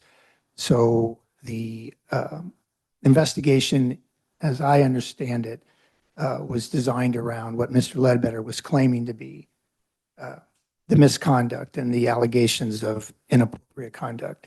And all of those allegations were fully investigated. Quick follow-up question, Rick. Did the investigator request or look at any of the documents that were produced in connection with the Public Record Act requests? The investigator would have been operating separate and apart from the Public Records Act process, but the investigator did ask Mr. Ledbetter for any information, including documents that supported his allegations. Thank you. We're going to go to the Zoom room. Mr. Fluitt. Hello, Ned. Good evening. So my name is Ned Fluitt, former council member of the town of Woodside, and I served with nearly everyone but one on the dais tonight. Like a lot of people here, I read the whistleblower report when it came out, and besides the claims against Councilmember Wall, I was frankly not surprised by any of the allegations. But because the allegations of racist and sexist language were not sustained by the investigator, I'm here tonight just to talk about the one finding this council's own investigator did sustain, that Mayor Pro Tem Gold disclosed confidential closed session information to the town manager. Sounds like this disclosure took place sometime last year, July 2025. It was described at a meeting that was the town manager's 60-day performance review, which was conducted by the mayor and the mayor pro tem, which for some reason was taking place at an upscale Woodside restaurant. But I think importantly, and something that's kind of been missed here, is Mr. Gold made that disclosure while Mayor Domkowski listened. A council member disclosed sensitive, confidential information in front of the mayor of this town, and nothing happened for 7 months until a whistleblower report forced it into daylight. And look at where the silence has left us. This council hired Jason Ledbetter. Less than a year later, he was gone, fired for cause. In between that, an outside investigator, an outside law firm, 10 weeks of paid leave, a district attorney's review, an acting town manager, and now an interim town manager. And all this, the residents have paid for every hour of it. And, you know, it kind of disappoints me through all of this. I've not heard anyone say, I did something wrong. Someone on this town council, someone in this room did something wrong. I've heard the town disagree with the district attorney when he declined to file charges. I've read, you know, some hand-wringing about what to do, what kind of corrective action should happen. But the only admission of error I've ever heard happened tonight from Mr. Gold himself. Closed sessions exist so 5 people can speak candidly about personnel, and so that the person being discussed is protected while they do. Councilmember Wall raised a concern in a room that was supposed to be confidential, but it was carried out the door to the man it was about. That is the harm. It's not just a technicality. It's a serious violation. And it was not reported by anyone, despite it being known by multiple people. The DA declined to prosecute because disclosure isn't a crime under the Brown Act, but he did name some remedies that do exist: disciplinary actions by the council, referral to a civil grand jury. So tonight I ask, at the very least, if not more, adopt a written resolution of censure, name this conduct, put it in the record. And like other speakers, do not hand Mr. Gold the gavel in December. This body, if people don't know, chooses its own mayor, and elevating the one member with a sustained finding against him would tell every Woodside resident here that our standards are simply decorative. And I have to say, like one of the prior speakers, I was profoundly disgusted by Mr. Gold's use of the cyclist's death to grandstand and try to diminish his own ethical violations. I also ask the new town attorney to look into what happened today, because it appears Councilmember Gold violated the Brown Act again by emailing the whole council his apology prior to this meeting, clearly in order to persuade the council on this agenda item. So it's still happening. Listen, I don't think anyone up here is a villain, but I do think everyone has been slow, quiet, and is just hoping that this thing passes. It won't, it shouldn't. Own it and fix it. Thank you. Thanks, Ned. Okay, I think, Mr. Wall. Thanks. you, sir. James Wall, town resident, full disclosure, married to Councilmember Wall. I think I would sort of challenge the council to look in the mirror and really think about the culture of respect that you have here, or lack thereof. I think when you look at the sustained allegation, clear lack of respect for Councilmember Wall, and disclosing her real concerns about how the town council evaluated the next town manager, whether it was done fully on merit or not, I think was a reasonable thing to ask, and to pass that on to the one person who could create the most harm with it, I agree, was just really not a lapse of judgment. So that's kind of respect point number one. If you look at the unsustained allegations, they are unsustained. You can tell me that again, but to the point of where there's smoke, there's fire. I really wonder sometimes about the people that Councilmember Wall has decided to work with, not being respectful and doing it in closed sessions. And then the last is when you look just factually at the way this council's behaved and some of the members, there's been kind of a tradition of rotating the mayorship, and a number of times Councilmember Wall was passed over. Maybe it was politics, maybe it was something else. I don't have specifics, but I think that all of those are not just a single lapse in judgment, and all of that will not be fixed with training. So I would ask you to all look in the mirror and see if you can build a culture of respect where people want to serve and give their time to this council. Thank you. Thank you, Mr. Wall. We will go to the Zoom room. Debbie, you have the floor. Actually, this is Kevin Greenwood using Debbie. Oh, hi, Kevin. Okay. Uh, Welcome. I've been a resident for 16 years. And what comes up for me initially is that the insurance company's interest is always in not paying claims. Having worked in insurance for 35 years, I'd say I'm an expert on that. So the town having an insurer-appointed attorney representing the council is a way to avoid paying claims, not an investigation.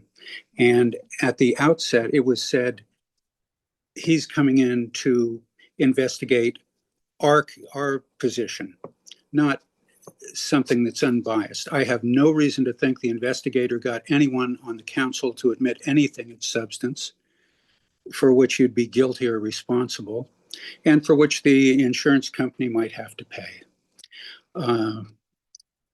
In what I heard initially from your attorney, the DA didn't seem to address Mr. Ledbetter's allegations. Maybe that was just left out of the conversation. But I have no reason to think that Mr. Ledbetter's detailed report was erroneous.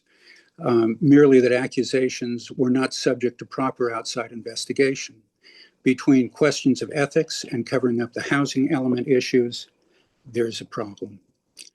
Based on prior personal experience with the town council, I have no reason to think there were not backroom deals because we've seen it in the past. We've also seen the way that the council handles public comments is once they cut off public comment, the council's free to speak with each other and to have stuff in the record on their behalf. And it can be completely erroneous, but the public has no way to come back and say, wait a minute, you got that completely wrong. So it's same old, same old. And I'm sorry to see this. I'm sorry to see Mr. Ledbetter go because he's the first town manager in a long time that had the guts to really look at things and say, this isn't what we bargained for. Thank you. Thank you, Kevin. Any other comments from the room here on this item? Mr. Wilson. Hi again.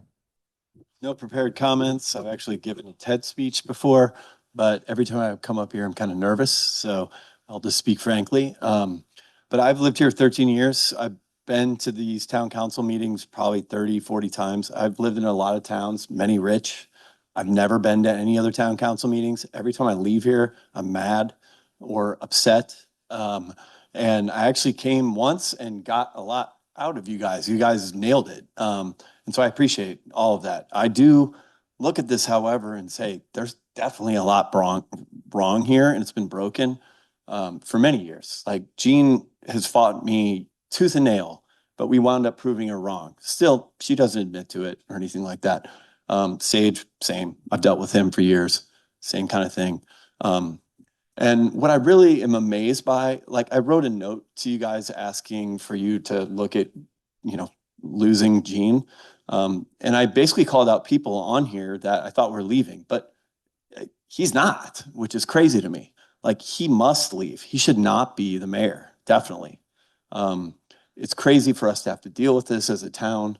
I don't think any of us deserve it. It's embarrassing to live here because this stuff constantly comes up.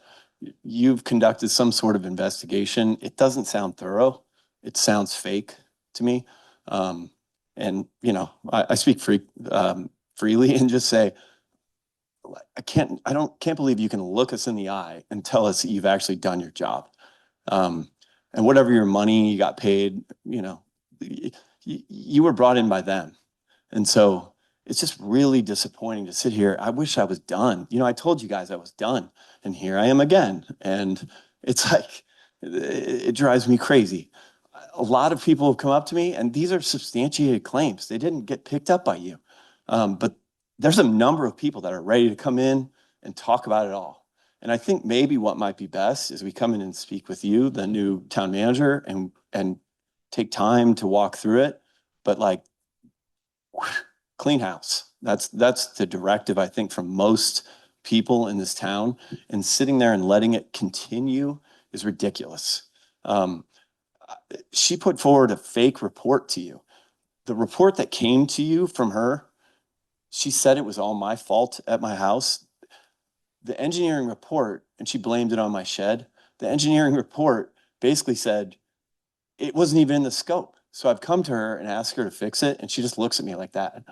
Every time I see her, she looks at me like that. Sage. Bob, just too. make sure you direct most of your comments this way. Okay, well, I would just kind of. Okay, I know. Yeah, But I'm over it. And, that's the thing. Come talk to us. Come talk to us. No, I'm not over it. It just keeps coming up and it keeps coming up. And so, stop embarrassing us. Do what you got to do. Cut people loose. We don't want them around. Thank you. Thank you, Mr. Wilson. Last one. Okay. Can I just ask, what's the purpose of tonight? What are we, what's the purpose of this agenda? We heard your recommendation, and now do we accept the recommendation? Do you guys vote on the recommendation? What happens now? Rick, I'm going to again toss it to you on this.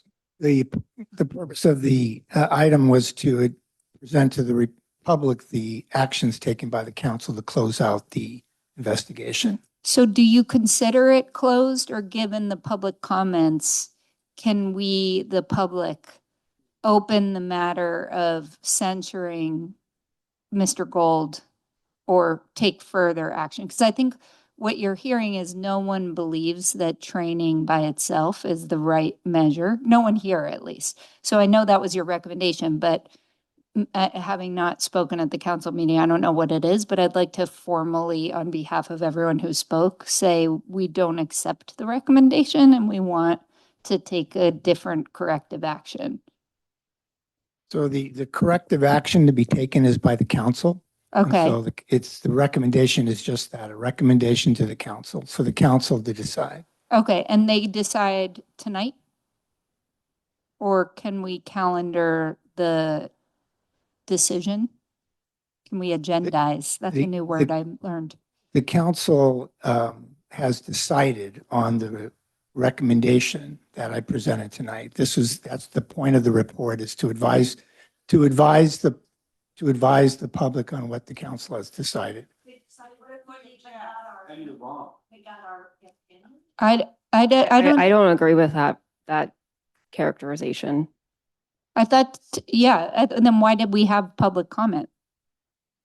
The council can always reconsider, and based on the public's comment, is free to do that. You asked me what the point of the item was on the agenda for tonight, and that was the point, to report to the public the actions to be taken by the council based on the one sustained finding. I'm not trying to be a gadfly. I'm just saying, did the council hear your recommendation before, and has the council voted on and accepted this recommendation?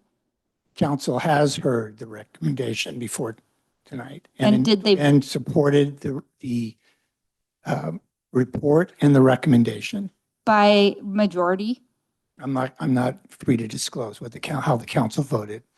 Okay, so I guess logged dissatisfaction by members of the public for process conclusion, and ask for a public agenda, first meeting, first item, when council is back from recess, to reopen what is the corrective action for Mr. Gold, and don't have Mr. Gold in the meeting to start that. We just discuss that and get through it, and then if he's here, then he comes for the rest. Request. Noted? Is it in the agenda? Does that go in the agenda, or does that go in the notes? Your comments are part of the public record. Okay, But cool. we'll have to figure out what we want to do as a council, but we Okay. appreciate your The- comments. The recommendation is noted. Okay. Yeah. Thank you. Thank you. We're going to go to Take a note of everyone Thomas. else supporting that. Yeah. Because We all. we all support that. This can't be done. It can't be training. This has got. Yeah. So just if you have comments, we'll keep making sure everybody gets a chance to come to the microphone, but we do this in an orderly way so everybody can be respectful, and the microphone is there when you're ready. Thank you. Yep, but I just don't think it's respectful to have decided it's just training without the input of the public, and to have had an agenda item as you did to sweep it under the carpet. That is not okay, and that is not respectful, and that is not transparent, and which is why we're all saying this. Okay, thank you. This needs So- to change, the culture needs to change, and even how you're handling this now is an indicative of the culture. Hey, Bob, can I just can I take Tom Johnson is next on the list, and I'm sure you'll enjoy the comment. So, Tom, Mr. Johnson, you're live. Hello, good evening. Sir. Hello. We can hear you. Thank you. Council members, yeah, this is just a continuing story. Makes us wonder as citizens of the community, how many other times things like this have slipped through because of, quote, excuse me, Jan, old boys club of wanting to protect each other versus the citizens of the town. You voted as a council to give yourselves money, a salary, without even giving the community, the citizens of the town of Woodside that you supposedly swore an oath to, an opportunity to decide if town council members should get paid. This continues your whole concept of supporting each other and not the community. It's just the insurance company is to their benefit to make sure that nothing was found in Mr. Ledbetter's report. That's obvious. Anyone can see what's going on there. The fact that there's been no full report and it's disguised under an HR issue to make it more difficult for transparency to the public. I agree with the other speakers here this evening that if the town council decides we're just going to have training, that'll take care of the issue, that this is not the appropriate solution. The town council needs to look at themselves in a mirror and be able to see what the truth is, because we as citizens are not seeing the truth that we deserve from our town council. Thank you very much. Thank you, Mr. Johnson. Sure, Miss Lubin. Hi, I just want to say that I agree that report is incomplete. It did not address the item on Kenyatta Road and the fact that a former council member was having secret meetings with the developer. So that allegation was not addressed. And maybe, no, not maybe, most of these are not considered criminal, but they are most certainly unethical. And that is icky. And it makes everybody feel bad. And it's almost a higher bar to correct an unethical behavior. With criminal, it's much more clear-cut. We want the council to succeed. We want the town to be better. We're all here tonight asking for your advice, and whether you participate, any of you participated in any of this, I don't care. We're asking you to fix it. And that Kenyatta Road project is just one example. And the Jefferson project is another example. And the allegations for Jen. Please do something and do it right. You know, don't leave us with this lingering suspicion. Okay? I agree with Steve. I'm at the market. I'm all over town. People ask me, what the hell's going on with Woodside? And I, as you know, have lived here for a long, long time, and I don't have an answer. And that makes me feel icky. Okay? Mr. Mayor, let's just speak to that. The executive summary of the report and all of the findings and the conclusions that you're referring to were made public on April 25th, 2026. To my knowledge, there wasn't any request from the public that allegations needed to be looked at or allegations were not looked at, or to my knowledge, and correct me if I'm wrong, there were no public requests for the investigation to be conducted a different way, to be expanded. And the reason why the executive summary was made a public document was to provide the public that information as soon as it was received by the town. One quick follow-up. Rick, can you remind us how the executive summary was made available to the public? It was posted as the town posts its public documents or public notices. So it was, through a press release. it was posted on the website. I believe so. It was issued as a press release. And the town followed protocols it normally follows for a press release.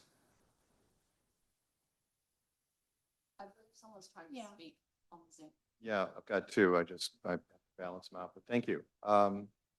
We're on second bites of the apple for everybody here. So Heather King, we're back to you again. Yeah, I just wanted to offer up some suggestions because if I'm hearing correctly, I feel like I'm hearing that there aren't actions that you can take, and there's a range of actions that I can think of. So let me just list some of them out. All right. One is that you could actually, one of the council members could raise a motion to censure Gold or do a formal reprimand. I guess somebody would have to second it. If you're not prepared to do that tonight, you could do a motion directing the town attorney or outside counsel to return with additional disciplinary recommendations, including Brown Act exposure, if that hasn't been ruled out. You could do a motion to condition or pause the mayoral transition pending resolution of the matter that's been discussed tonight. You could do a motion to refer the closed session disclosure for additional determination. You could do a motion to continue the item to a date certain meeting. There's various things that the council members have at hand. I would urge you to do something. Thank you, Heather. We are back to this room again. So any other bites at the apple? Is that okay? We're definitely not. We don't do three, but come on, Bob. Cool. I'll keep it short. Thank you. But it's just definitely one of these things where it separates itself from the normal world, the way we operate at other places. When we operated startups, I worked for Bloom Energy. KR would have fired me had I done anything from a confidential information perspective. It seems like what's really bothered me is it's sort of this above the law thing. And then what I also see is like, people are afraid of you. People are afraid of you big time. So if people come, they want to get their house built, but they know if they talk bad about that guy, it's not going to happen. So I think that's where you get a lot of stuff where people are pretty hesitant. But I mean, what I would suggest is maybe we do another investigation. We got to spend some more money and actually have other people speak to this gentleman. It's just something has to happen. And just trying to push this under the rug, act like it's nothing. There's just so many people around this town that know about so many different things, and they're afraid to come up here. I'm not, because I have Asperger's and I don't care. But people need to come and speak freely. I mean, it's brutal to watch all this happen and just sit here and have to think, we're powerless, and we shouldn't be. Our thoughts should be respected. We should be treated well. People shouldn't say bad things about us or other people. This should be a normal town. It's just not. It's just so not. It's like it's a SNL skit or something like that. We're in the newspaper. There's all these crazy accusations that always come out. It needs to be done. Off with its head, basically. So I'll stop talking. But okay, I think more needs to happen. Thank you, Bob. All right. Any other? Yes. Couple. Oh, well, first time wins, of course. Please. Pat Delgavio, 35-year resident, ASRB. I also believe that a slap on the wrist and a little bit of training is not ample for this situation. If it was the private industry, there's no way that he would be able to continue with this position. And I think both of you gentlemen should consider stepping down. Thank you. Thanks, Pat. And yes. So I just wanted to make clear, because some other folks have made some requests very clear. My request is that we reopen the investigation, take into account all of the new information and data that has come to light, and that decisions are made that will reflect ethical behaviors that set a standard for all of us moving forward. And if that means that some portion, maybe a large portion of the council decides to leave, that is probably what's going to be best. You've got a lot of people who really care and who, if not afraid to speak up, as Bob mentioned, because I know some of those folks too, you're going to have people who will serve. You had Melinda earlier. She's serving. She's tried before. She's done other things. There's people who will serve. So please don't let ego get in the way of doing the right thing for this town and giving space for people who really, truly believe that we should have an ethical, high-quality council we can be proud of. Thanks. You. And we'll jump right to the Zoom room. Maggie Mrs. Ma. Yes, good You evening. have the floor. Good evening. Thank you. I would just like to say that with all of this serious allegations that I think a lot of people are unsettled with the resolution that has been presented to us. I think a lot of us are uncomfortable with that. And I would like to suggest that the idea that the only action to come out of this to have Paul Geld be the person who is censured or whatever action is deemed to be taken is really not right. There's an awful lot here, and I don't feel comfortable with that being the resolution of all of this. So that is my hope that there be a very equitable, honest, and just situation, and that we can move forward from that. But I don't feel that he should be the scapegoat for this, and that it be decided and passed over in that regard. I just don't think that's right. Thank you. Thank you. Okay, any last comments on public comment?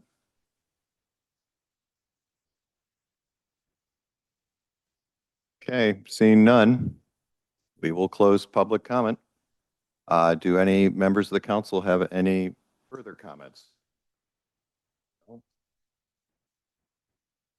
No.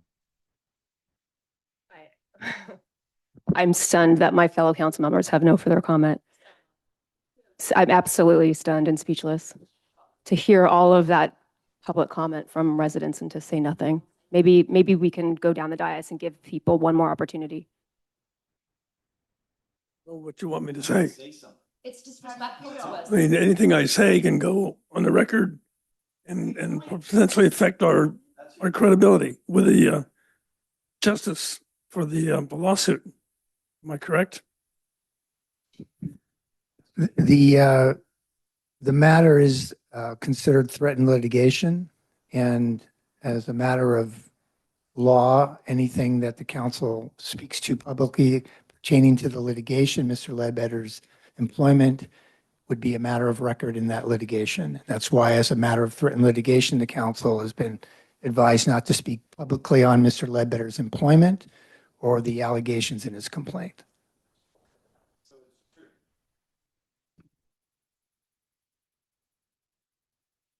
I'd be happy to speak while considering the advice of counsel not to speak. I really appreciate all of your comments today, and it's been eye-opening for me. And I share a lot of the same thoughts and feelings as many of you about accountability of public figures and the importance of transparency.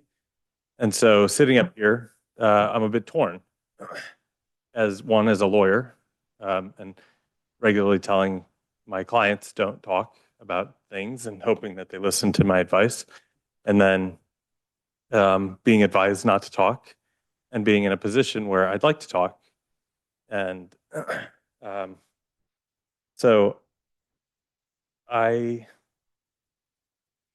wasn't planning to talk, so this is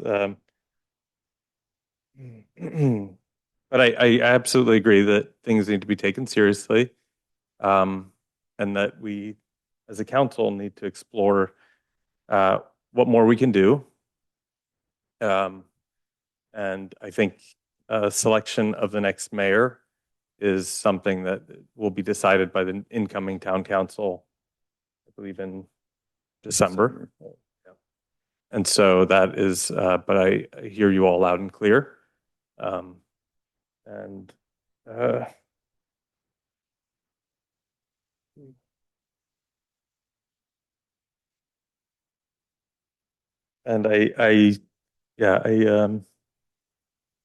I'm not ready to, I don't know where to go from here exactly, but I do agree and appreciate all of your comments. And I agree to work towards everything that you've said. And I've made lists, a full list of your recommendations and requests. And I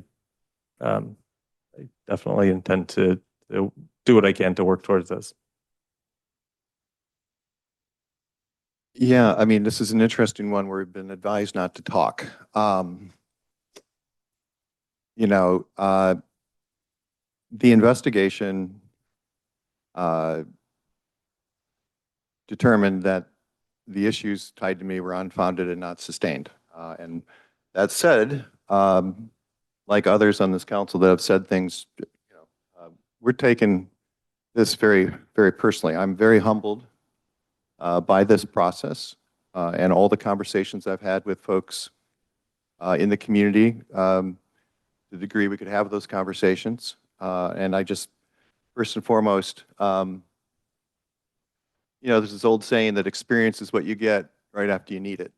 And in hindsight, there are things, I don't think I would have spent 1 ounce of time outside of any regular meeting than I would have, right? But I did. And I apologize for that. And I apologize for any statements that I've ever made that were insensitive in any way or hurtful. I hope I have not made those statements. But if anything is perceived that way, it is completely against who I am and the actions that I take to, you know, be better for the town and be as productive as I can for the town. This has been an awful experience for all of us.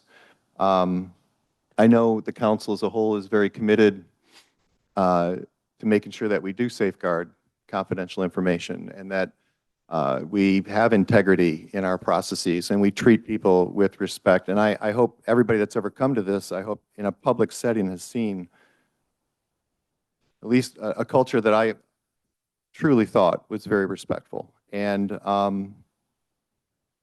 you know, it's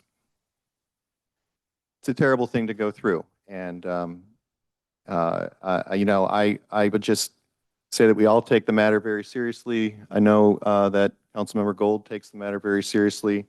We've had a recommendation to accept the apology. That is a recommendation that I concur with. And so that's where I stand on this. And I'm very committed to integrity. I won't be here for the mayorship decision. But that's an interesting question as well.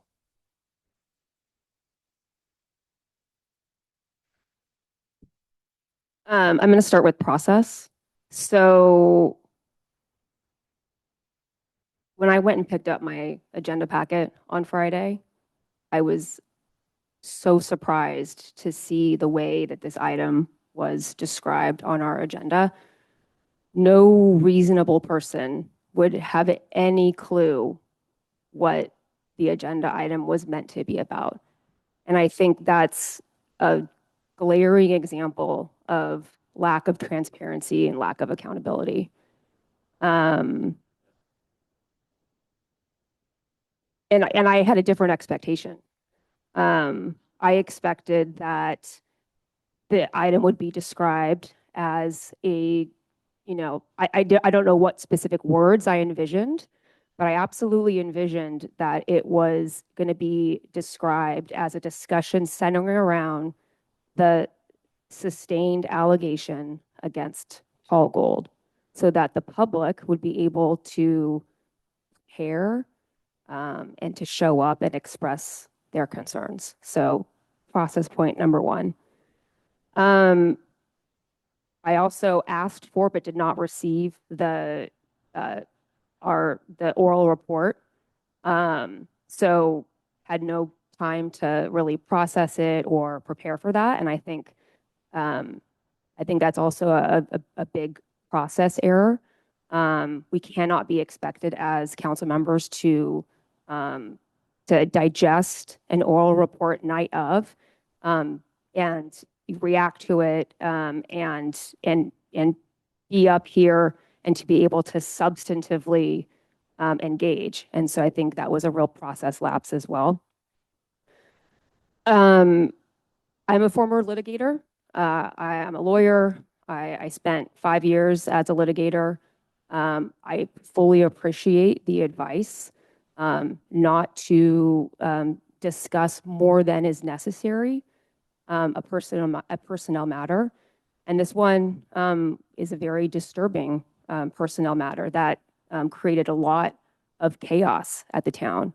And so while I do appreciate that advice, the facts are out there. The investigation led to some factual conclusions that are not going to be disputed at litigation. And that is that Paul Gold did, in fact, make the disclosure to the town manager, and then that had very serious consequences. And I think that more needs to be done. I do accept Paul's apology.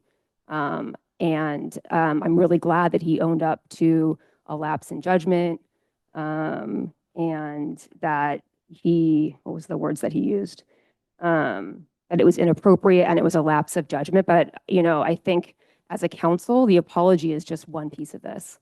And I absolutely think more needs to be done. And I don't think there was due process tonight in terms of giving notice that this is what we were going to be discussing.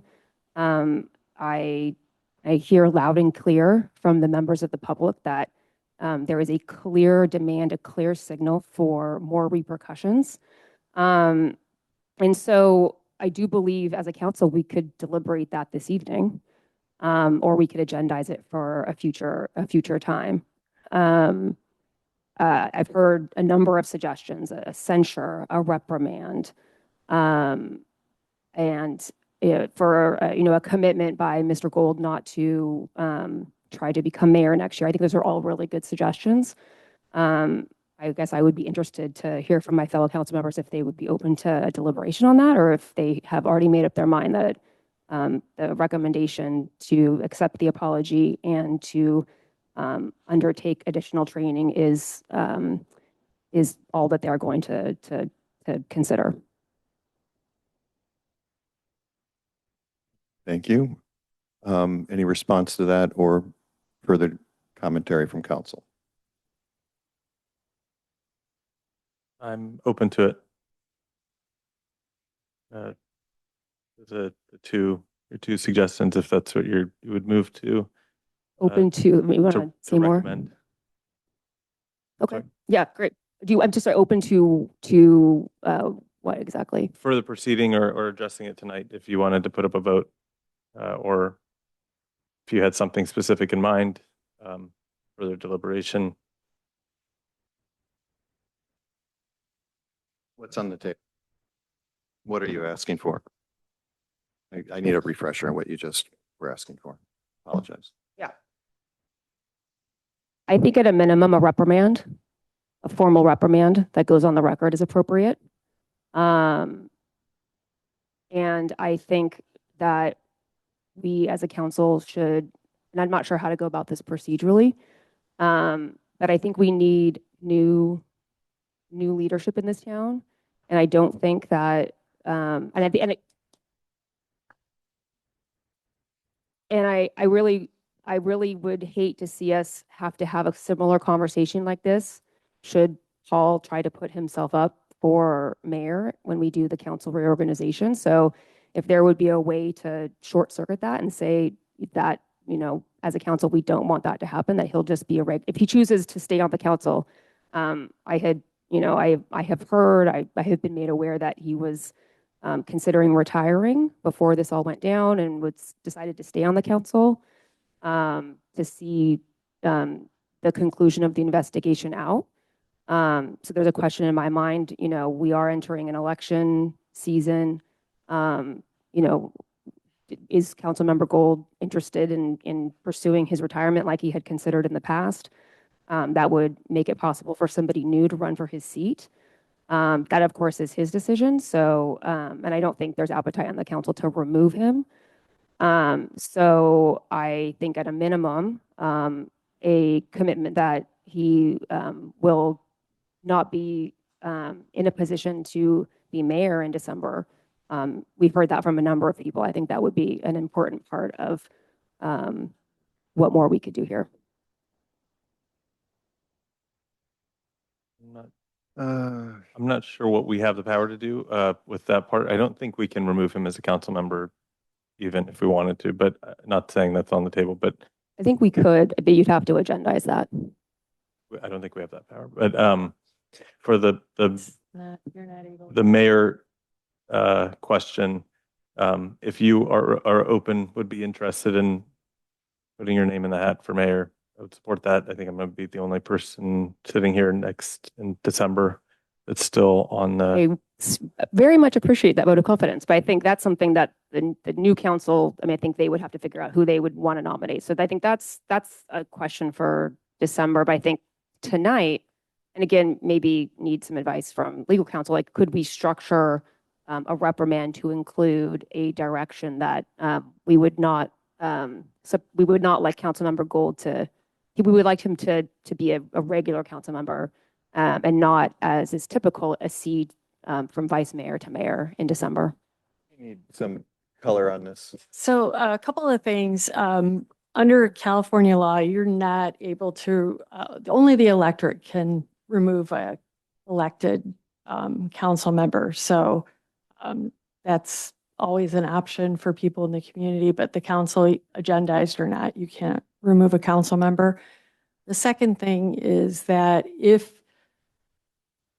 so we're here at this juncture because the council previously directed that there was not an appetite for such a hearing.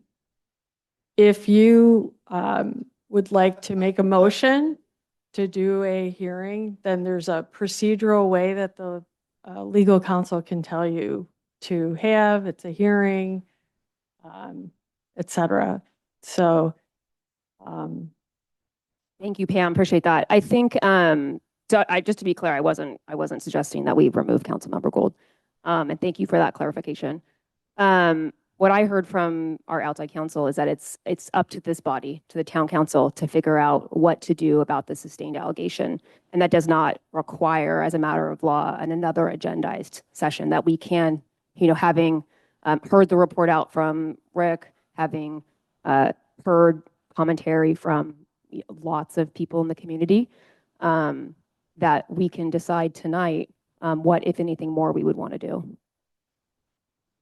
So again, let me just speak to the procedure. So the point of the agenda item tonight was to present to the public the steps the council had determined to take to address the one sustained allegation. The council can certainly take all of the comments and all of the information received this evening under consideration for a future council decision and meeting. The point of tonight's matter was to present to the public the steps the council decided on. Can further steps be taken or considered? Of course, but at this evening's meeting, this was what the council decided to do, and that's what's been agendized. It would have been nice to have that articulated in the agenda. That was not my understanding. Okay, so based on what you just said, we are here with the report and the recommendation to accept the apology, to undertake training, And then the only secondary issue that we could really get into tonight is whether or not at some point we would want to open up a hearing or further action at some point in the future. Am I hearing what you're saying? I would say that all of the information presented by the public can be considered by the council, and the council can, in a future hearing, address those comments and recommendations after the council's had an opportunity to deliberate on that information to determine if any additional steps beyond those that you've identified here this evening that you wish to take. Rick, can you clarify, why can't that deliberation happen right now? I'm just not understanding the legal advice. So, well, first of all, I think the council brought forward steps that they were prepared to take. And if the council wishes to take additional steps, then that would have to follow council deliberation. That would be in closed session. It hasn't been agendized. My recommendation would be the council can take under consideration the information the public presented, and the council can report back at a future meeting if it is going to add to, subtract from the steps that you've identified.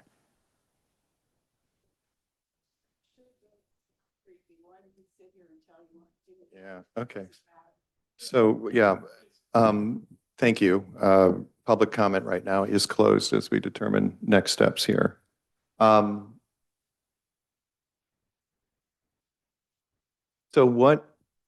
Just coming back one more time. So tonight, what was agreed upon was acceptance of apology and additional training.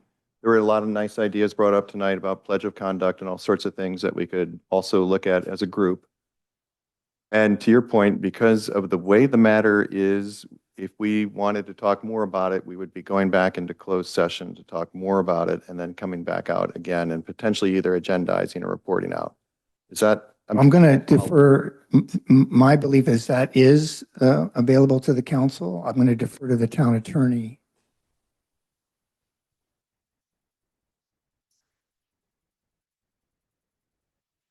So what you had on your agenda for tonight was a report. If the council wishes to do anything other than what we believed we were directed to bring forward to you, and you wish to consider this further or to consider any other corrective action, you cannot do that this evening. You would need to agendize that at a subsequent hearing. And that hearing, Councilmember Gold has a due process right to appear and say anything he wishes to say in his own defense. And that has not occurred tonight because that is not what we understood the council was asking us to do. Okay, that makes a lot of sense. Thank you. So that's where we are.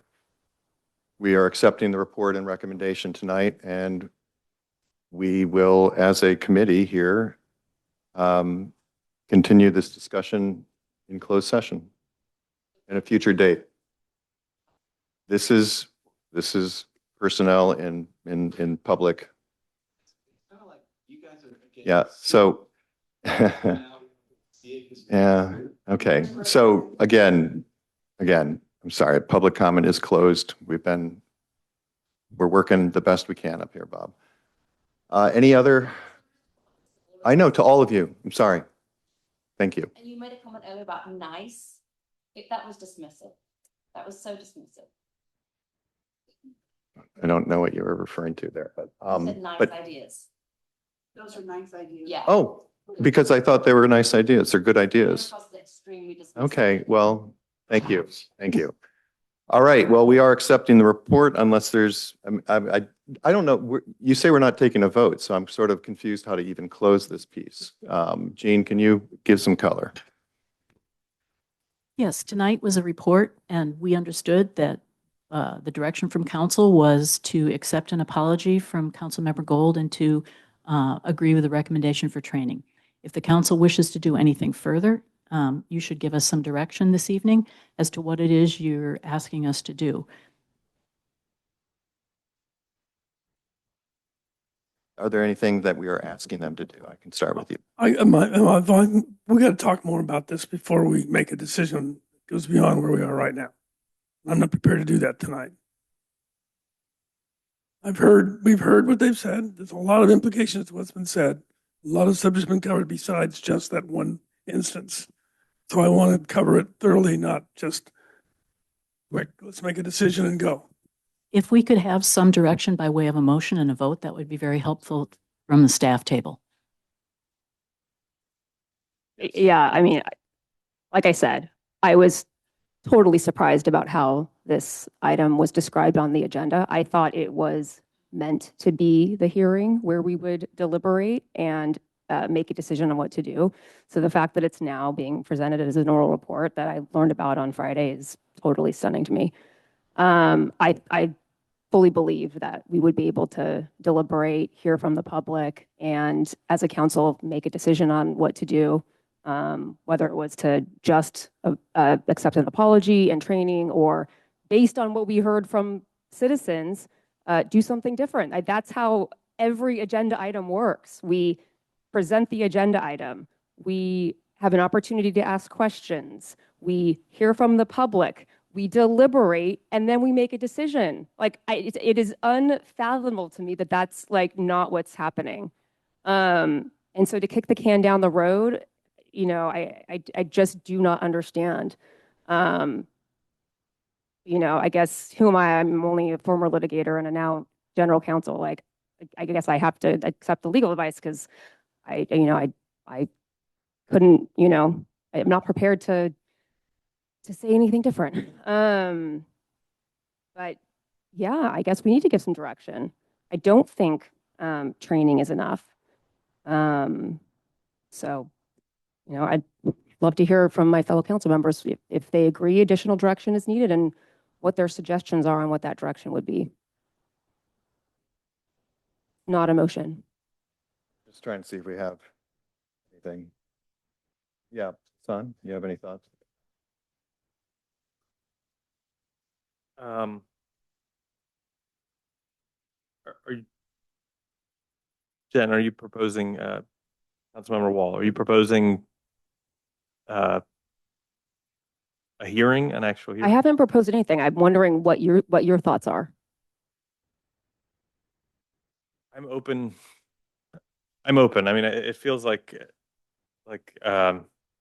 constituents are not happy with you know, with what happened here tonight, with the way it was presented. I can understand. I feel like some really good points were made. So, but I hadn't really thought, and I'm not sure where we go from here, because it doesn't seem appropriate to just close it here and we all go on our way. And I don't see that resolving this. So, I don't know if we continue it, if we can continue it to another evening and then have, but I'm not sure what would be the proposal, a hearing or a further conversation of this. I don't want to just kind of come back and without further direction. But I'm also not prepared because I haven't really had a chance to think about where we go from here. So, I know the public is closed, but could the public just help the council out? Like, you want to call it? No, actually, it's very kind of you, but no, you can't. We're not going to do that. But so I'm in, yeah. Pam. So really, you have a choice to provide us direction for something at a future agenda. But somebody has to make a motion in a second and you have to vote on it to ask us to continue it or to schedule something in the future. So if someone wants to make a motion to continue it, or if somebody wants to make a motion to schedule a session and then go through how the procedures would work for a hearing, that would be what you would need to do next. I think, I mean, if I might just jump in, this is an evolving situation. And, you know, we were trying to bring this into the public to try to be transparent. The timing of this, it's just not ideal. It's just not. And to have a big conversation with all these moving parts right now outside of us is it's very difficult to do. So if you're registering, like, what are they doing up here? They're all processing a couple layers here. Tonight, I'm in the position myself, as I stated earlier, of accepting the apology and the recommendations by our outside counsel. That doesn't mean that we can't continue as the world evolves to cover this in closed session and think about next steps, which I haven't thought about because I didn't get there in my thinking yet. So right now, where I am is accepting the apology and the recommendations from our council. And I'm in agreement with you on that.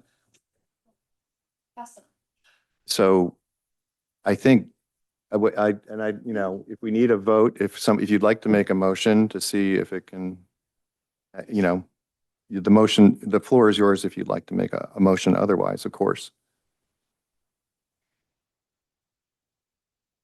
Yes, I very much would like to make a motion. I'm really struggling here because, again, my understanding of the procedural aspects of this is that it's the town council's decision what to do. And that, yes, a censure motion can be made and seconded and then agendized. But my understanding is that a reprimand can be issued without that additional procedural step. That's incorrect, because any sort of disciplinary action which you take as a council, the council member who is the subject of that has a right to due process. And that would be a hearing at which he can appear and make a case for his position as well. That has not occurred, because that is not what we understood you were asking us to bring forward to you.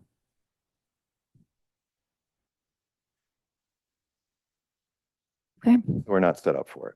Okay. Yep. And how would you articulate a motion like that? Is it a motion for a hearing on a censure or a reprimand? Is it and or other remedies that the town council may choose to take? Correct. Okay, I'll make a motion to have a hearing to consider whether a censure, a reprimand, or other remedies that the council may choose to take. Second. Okay. Councilmember Alberish? Yes. Councilmember Brown? No. Councilmember Wall? Yes. Mayor Domkowski? No. No, that's not, we can have further discussions, figure out what are their next steps, but I'm not there today. I'm not there today. Yeah. Okay. Are there any other motions before closing this item? All right, item is closed. Is there any item in the moving on? Why don't we take a 5-minute break, actually? Yeah, 5-minute break and we'll go get Paul. The council or public to pull an item for further discussion. Are there any items by the council that you would like to have pulled for further discussion? Any items from the public that you would like to hear have pulled? Hearing none, we'll entertain a motion. Do you have a report we can give him?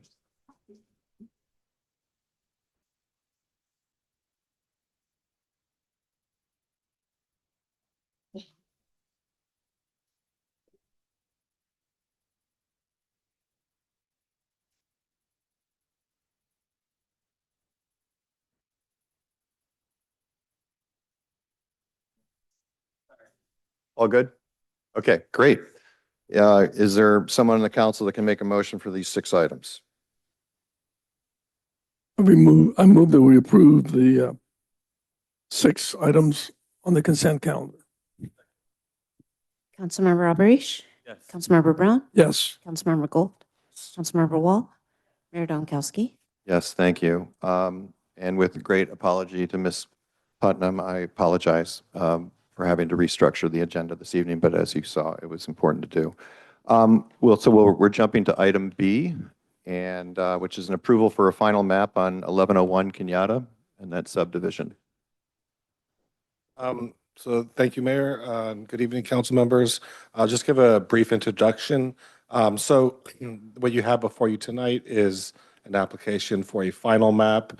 This is a technical procedure in which the council ensures through staff review that all of the conditions of approval from the tentative map have been implemented or in process for the final map. We're happy to go further into a little bit more of a presentation. Sarah's prepared. Given the time of the evening, we can just answer questions. All the information is in the packet, but we can go into, Sarah has a very brief presentation if you'd like to hear it. I think it would make sense to see the brief presentation. Don't mind. Thank Like you. an hour. Thank you. Good evening, Mayor Domkowski and council members. As Sage mentioned, I'm just going to give a brief overview of the subdivision and roadway project at 1101 Kenyatta Road. Tonight, the council will be reviewing the final map for approval prior to recordation at San Mateo County. In November 2023, the town council approved the tentative map for a 7-lot subdivision, including the construction of a new private road. There is no development for the lots proposed at this time. The final map review by the council shall determine if the final map conforms with the approved tentative map and its conditions of approval. The staff report outlines all of the conditions of approval of the tentative map and how the project complies. The final map meets the technical requirements of the subdivision chapter and was reviewed by planning and engineering staff. The applicant included a tree and roadway plan, which was included in their improvement plans, and the applicant prepared a restrictive covenant that will be recorded on the property, ensuring all future development complies with the conditions for future development of the lots. So staff recommends approval of the final map and restrictive covenant, and if the council approves the final map, the applicant will work with staff to obtain necessary signatures, and the final map and restrictive covenant will be recorded at the San Mateo County Recorder's Office after completion of the construction permit. And that concludes my presentation, and I'm happy to answer any questions. Thank you. Thank you, Sarah. Any questions for staff? Okay, we will ask if there are any questions from the public on this matter. Item B, final approval of a final map for 1101 Kenyatta. Yes, Mr. Lubin. I would like to congratulate Lisa Putnam on a really great job of designing the subdivision. Her love for the natural landscape and the vegetation really comes through, and she's overcome the bad instincts of her engineers to do that. And I really applaud her for that and think it's going to be a great addition to the town. Thank you for that lovely comment, Steve. Sir.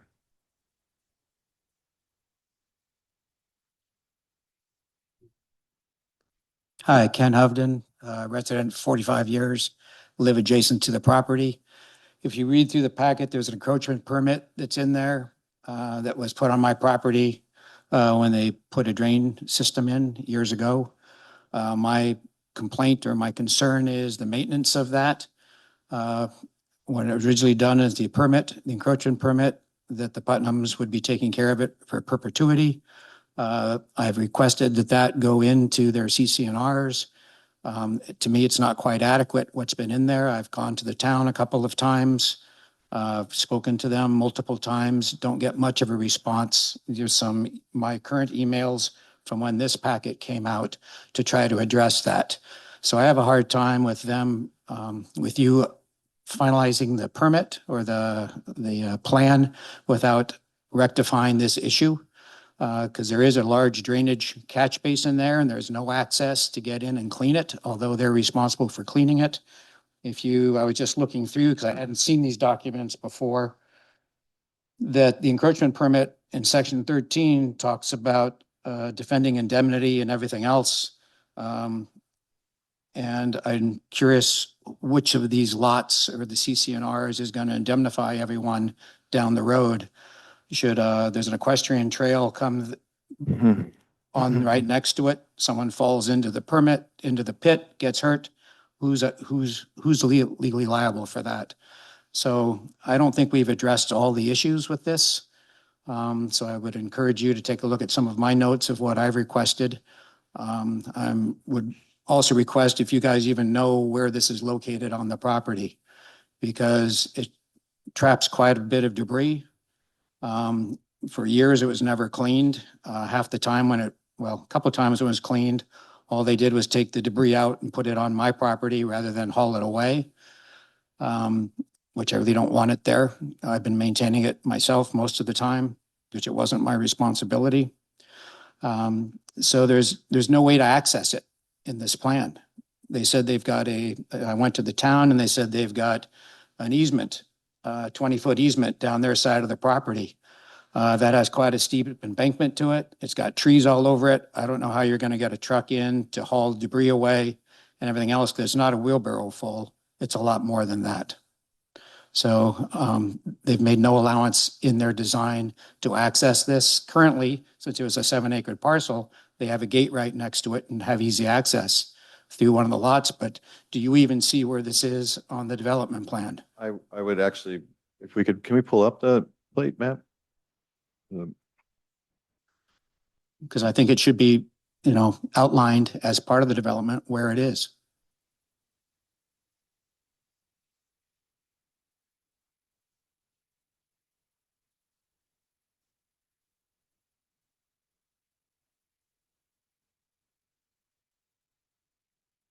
So this is the final map. The drainage improvements, Dr. Hovden is referring to is on his property. So it's on just north of the property. And that's where the encroachment permit is because there is an equestrian trail easement there. And so the improvements are there. This includes a utility and drainage easement that can be accessed from the roadway as well as from one of the adjacent properties. The CCNRs include the encroachment permit by reference as an attachment.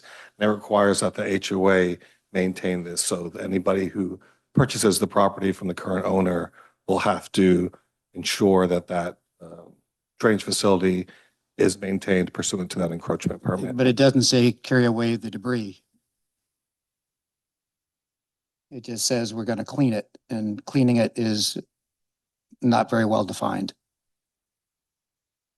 It will have to keep the interest. So this is the part in which the CCNRs reference the encroachment permit. So the way the encroachment permit has always been enforced will continue to be enforced. It is attached to this as Exhibit D to the CCNRs. And the indemnification? We'll speak to that. Yeah, the CCNRs apply to the original developer, and then when they are sold, these obligations transfer to the owners who will then be subject to these CCNRs. So that's who we're talking about when we're talking about indemnification. So is this a definitional issue to you in terms of caretaking it versus hauling it away? I want to know that it's going to be taken care of. Yeah. I mean, Okay. originally I didn't want it on my land to begin with, since they had 7 acres and I don't have 7 acres, and why they had to put it on me was beyond me. And now that I wouldn't have to be here if we had done it correctly originally.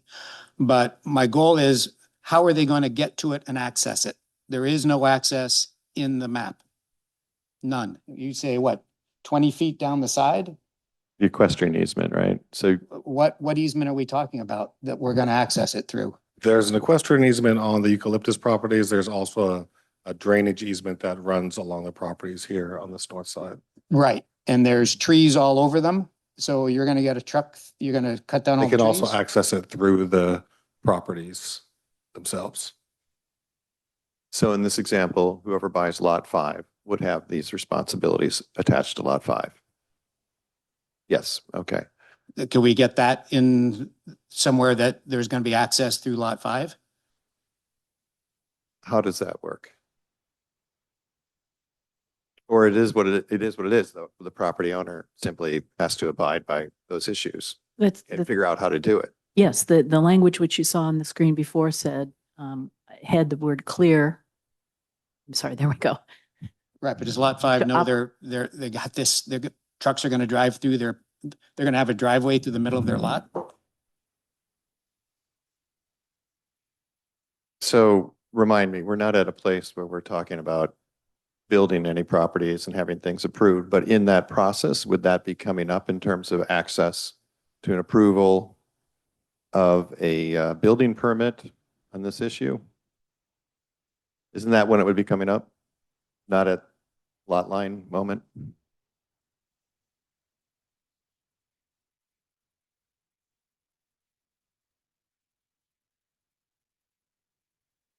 So the planning director is advising me that when any homes are to be built there, they would need to come back in and go through a public hearing process in regard to those.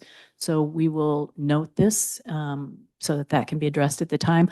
I do think it's covered here. It doesn't say specifically where you're going to drive to get there, but it does obligate the homeowners association to keep that clear and preserve that area. Okay. But we can address it again when they bring forward their applications to build homes. Okay. I think that's the answer. At least that's a answer. So I need to come back when they want to do that lot and could do this all over again? Well, it should be part of the process at this point. This is just, the current owners are required to maintain it, the future owners are required to maintain it in the exact same fashion. Accessing it from this property, the homeowners association will work out how they access that. It's their responsibility to make sure that it's maintained free and clear per the original encroachment permit. Okay, because this is the equestrian easement that we're going to take a truck up on the eucalyptus properties. And I don't see how you're getting it through those eucalyptus trees. So using that as our backup doesn't make much sense. Okay. So. All right. Thank you. Thank you for your time. Thank you for bringing it to everyone's attention. Ms. Putnam, this is a public hearing and I should be able to, you have as much time as you want to speak to any of these issues. Thank you. I actually don't have all that much to say, but I've been at this for 5.5 years and I just really I'm only talking about my project, nothing else tonight, but I just want to say how grateful I am. I've been working with Sarah and she's been wonderful. She's just been wonderful. And so has Sage and Cindy and Jason and Julie. Everybody I've worked with has just been top notch. I think they're here because they love the town, and I think you're here because you love the town. And I just want to thank, my dad was on town. I've lived in Woodside off and on since 1971 for 55 years. And I know Steve has me beat, but we have deep roots in this town. We love this town. And I know you guys are serving because of your deep love. And I just want to recognize that. And I appreciate Ken's comments and I'd like to work with him. I've talked to his wife, Laura, a little bit because I have some ideas because I'm very, very passionate about soil. And I think we could get some ground cover, excuse me, and we could do a lot. So there's not so much water that's being lost because you want to slow it, sink it. You know, you don't want water going away. You actually want water percolating down into the ground. And I think if Ken was open to it, I'd be more than happy to work with him on that and maybe getting some California natives planted so we can get that water where it belongs, which is in the ground. So that's really all I have to say. I just really want to thank the town and thank the staff for all the help that they've shown me for the last 5.5 years. Thank you very much. Thank you, Lisa. Any other public comments on this matter? Hearing none, we will close public comment and go to any further deliberation from any council member.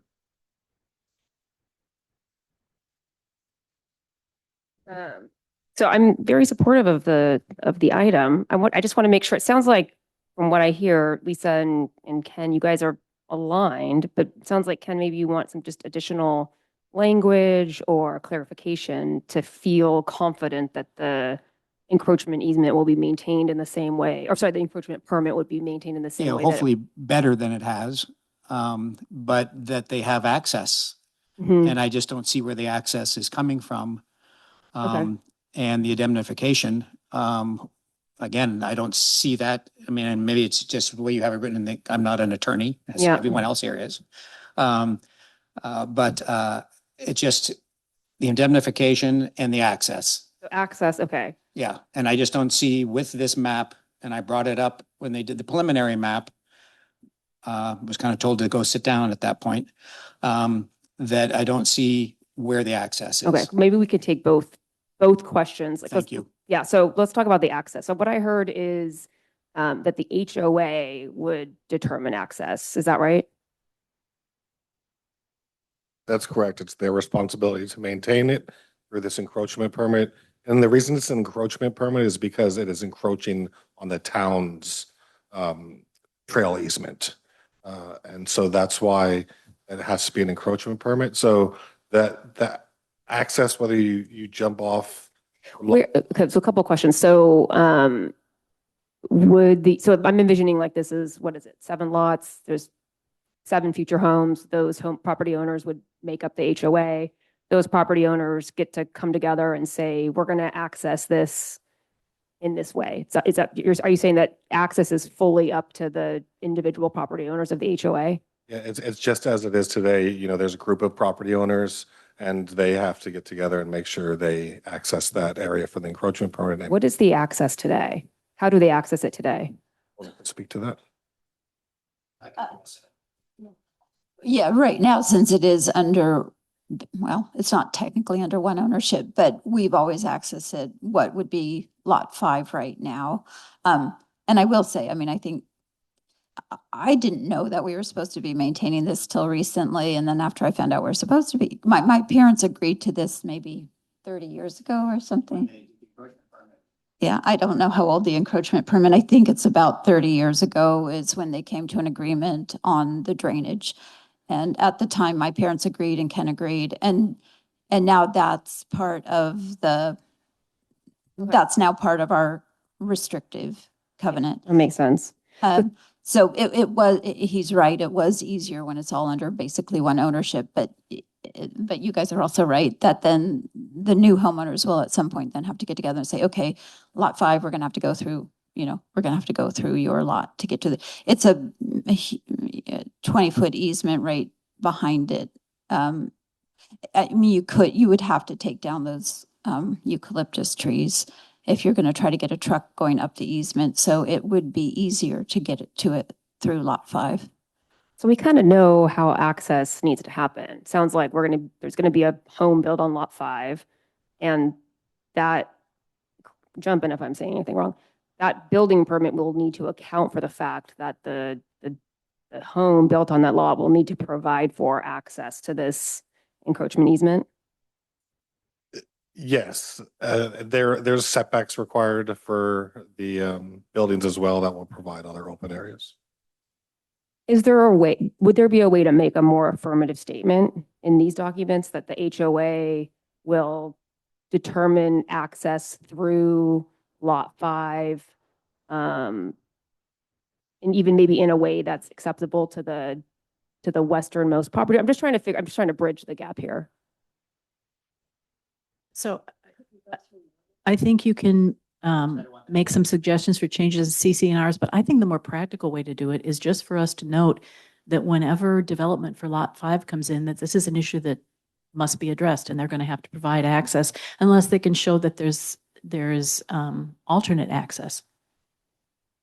That does seem really practical. Would you say that we would address that here, like put language into what we're looking at tonight, or would we put that into like the HOA, like the CC&R is a good, how would you suggest we? I think what you could do is you could approve the map tonight, which is really a ministerial act, and then you could give direction to staff that is to be addressed when lot 5 comes in.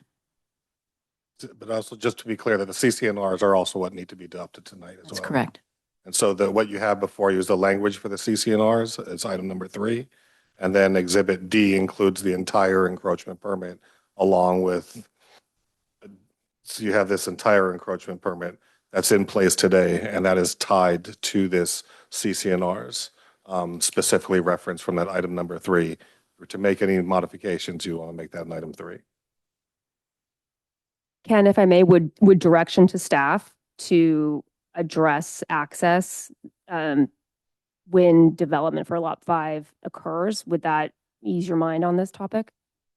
Not a great deal. Not a great deal. To be honest with you, because again, I've I was not in agreement with your dad on putting it on my land. In fact, they went to put it on and they didn't even realize they needed, because it was a scenic corridor, that they needed a ruling from you guys to do it. I had to bring that up to try to stop it, but I couldn't stop it because for whatever reasons, it ended up there. So again, I don't want to have to keep an eye on what comes in my mail a week before someone votes on something to make sure that this is in there when they do the lot. Otherwise, it's a huge drain pipe, but who knows what goes in there and what clogs it. So, I mean, eventually you may even have to bring a pumper truck in it to clear out that whole thing. And that, if that backs up, then all the drain system that's been put on Kenyatta Road is worthless. Because that's the freeway drainage is coming off of that. It's not my water, it's the freeway drainage. So, thank you. Sorry, I think we were going to address the indemnification as well. So what I'm hearing from Ken is that is it correct that you feel as though the indemnification language is not strong enough or not clear? I'm not an attorney to know that. I mean, you're being indemnified also as the town in the original permit, but if it's kind of like, is the CCRs really gonna read that deep to know that that's what they're buying into?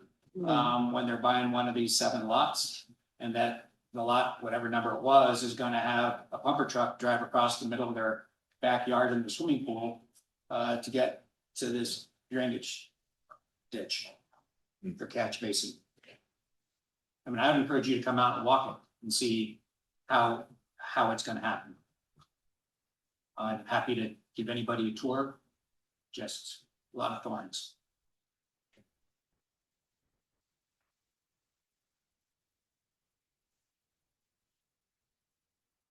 It's hard. This is a pretty dense agenda item, so it's hard for me to make a recommendation on the fly, like how to properly address the access issues. Sounds like it's a valid issue, and to the extent we need to highlight indemnification in a different way. I don't know if staff has any thoughts on how we could accomplish that. And I heard that if you wanted to look at the language in number 3 and require some type of access through lots 4 and or 5 to provide, would you be able to make a suggestion on the fly of what that adjusted language how it would read? Declare and its successors and assigns are required to operate, clear, and preserve structural and hydrological integrity, et cetera, as accessing this area through lots 4 or 5. Ms. Putnam, would that work for you?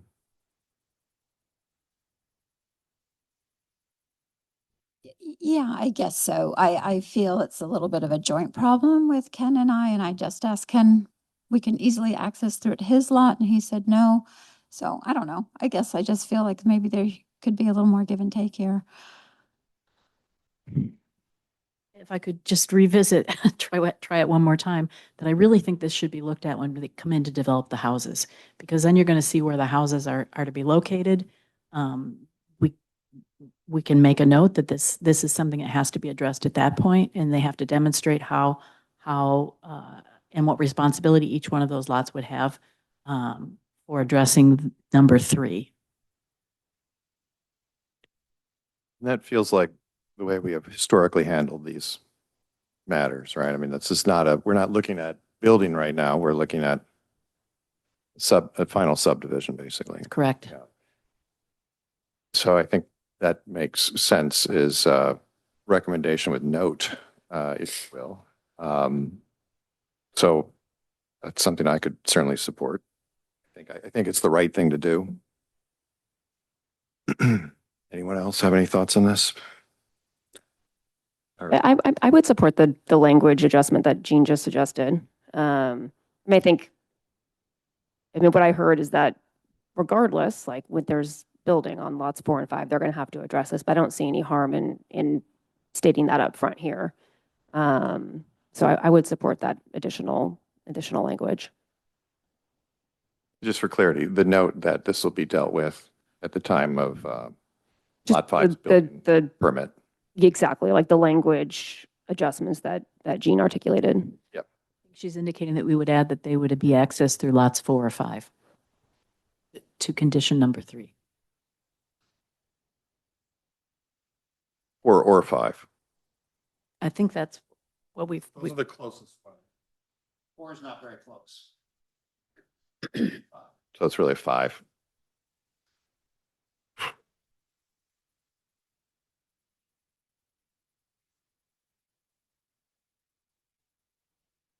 Anyone want to weigh in on this at all, or? No? Nope. No. I personally feel like I agree with Dean's comments. It feels like it makes more sense to address this more specifically and more in detail when we're actually looking at a building plan. Yeah. And so I would propose, unfortunately, just accepting the language as recommended currently. Okay. I'm there as well with the caveat of a note.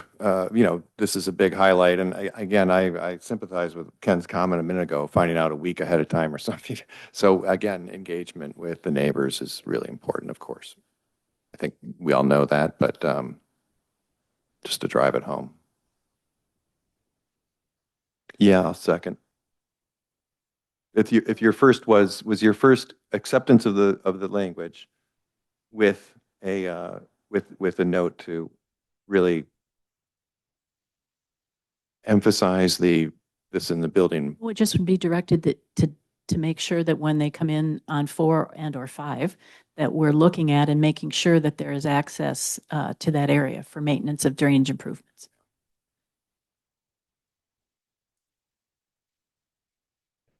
So moved. Second. Councilmember Alberish? Yes. Councilmember Brown? Yes. Councilmember Gold? Councilmember Wall? Mayor Dombrowski?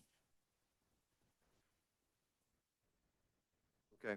Thank you. And I'll just note that we're going to put it in our permit tracking system and in our address files. And we'll make sure there's some repetitive notes in different places. Thank you. Thank you, Ken. Thank you, Lisa. We got one sort of last formal issue, new business item D, a resolution on road maintenance and safety improvement work. And Louis, I'm handing this off to you. Honorable Mayor and Town Council members, with the interest in time, I'll make a super short summary. This item is basically continuation of what we discussed during budget for the Upper Ola Honda Road Safety Project. There are multiple items here for you to consider. These are all the items we discussed during the budget season. The first item is the amendment to Fairlawn Company, and is for them to clean up the upper section, remove vegetation, put in guardrails, and just improve safety in general and get us ready for the winter season. The second item is a annual cleaning agreement that is for 3 years with Fairlawn, and having them come back and doing annual maintenance on the upper section. And the last action is with BKF Engineers. And this is for them to study a permanent solution and looking at the possibility of widening the road, and also looking for grant opportunity. Now, there's only one item is not mentioned in this, is the purchase of the temporary traffic signal. I'm in the process of doing a selection right now, and I will bring that item to you in September. But we do have an updated rate from Fairlawn, which is substantially reduced, and that will allow us to continue using renting their temporary signal until the time comes for us to purchase a new one and make that transition. So with that, I'm open to any questions. Thank you, sir. Any questions for Louis? I have a question and basically a comment, Louis, and it's basically more for you, Pam. This is an expensive project. It's a project that for 2 years ago, the whole road was shut down for a lot of reasons, but it's been a huge problem for the county, not just Woodside. And this is when we need to go to the county and say, we need a lot of money to make this work the way it needs to work, because we've been sort of paying for it ourselves the cheap way we can. It's beyond us. And so we need to get really creative on how we can get other people's money to do this. Okay. Any other comments or questions? Any member of the public that's interested in commenting on item D? Seeing none, we'll close public comment. Any further deliberation from council? If not, happy to accept a motion. I move we accept item D. Second. Councilmember Alberish? Yes. Councilmember Brown? Yes. Councilmember Gold? Yes. Councilmember Wall? Mayor Domkowski? Yes, thank you. Any updates on volunteer committees? None. Okay, any council communications? Yeah, I have a couple quick ones. I know it's late. I first wanted to thank Lewis and his team. The other day, we had a report of dumping in Woodside Heights. Just a dump truck literally dumped a load on the street overnight. And the residents called them in about 8 in the morning. And as soon as I heard about it, they were already alerting Lewis, and his team had that cleaned up by 10 o'clock in the morning. It was amazing how fast they reacted to that. The other thing I want to point out is that they will be using, and have already contacted Sheriff, flock camera has caught the license plate of the truck during the dumping. And we're talking to the sheriff, and we're going to track that truck down through the flock camera. We already have a name from having gone through the materials of who the company is. So flock is being very useful there. And I have one more personal comment too on flock. A week ago, we learned from the sheriff that there was a robbery that had occurred on apparently down on Alameda and Woodside Road, and they caught them right next door to me on Northgate, because we have a flock camera literally right outside my house. So 2 in a row for wins for flock. Thank you, sir. Any other communications? We're a little bit remiss in not properly welcoming you, Pam. This was not the right meeting for a lot of glorious accolades and thanks, but I know I speak for everybody when we're really impressed, and we're very thankful for everything you're bringing to the role, and I'm sorry this was your first meeting. Yeah, it's great to have you. We actually still will reopen communications one last time before calling it a night. Are there any members in the Zoom room that would like to make any additional comments? Okay, seeing none, we will close the meeting at 10:20 on July 28th. Thank you all.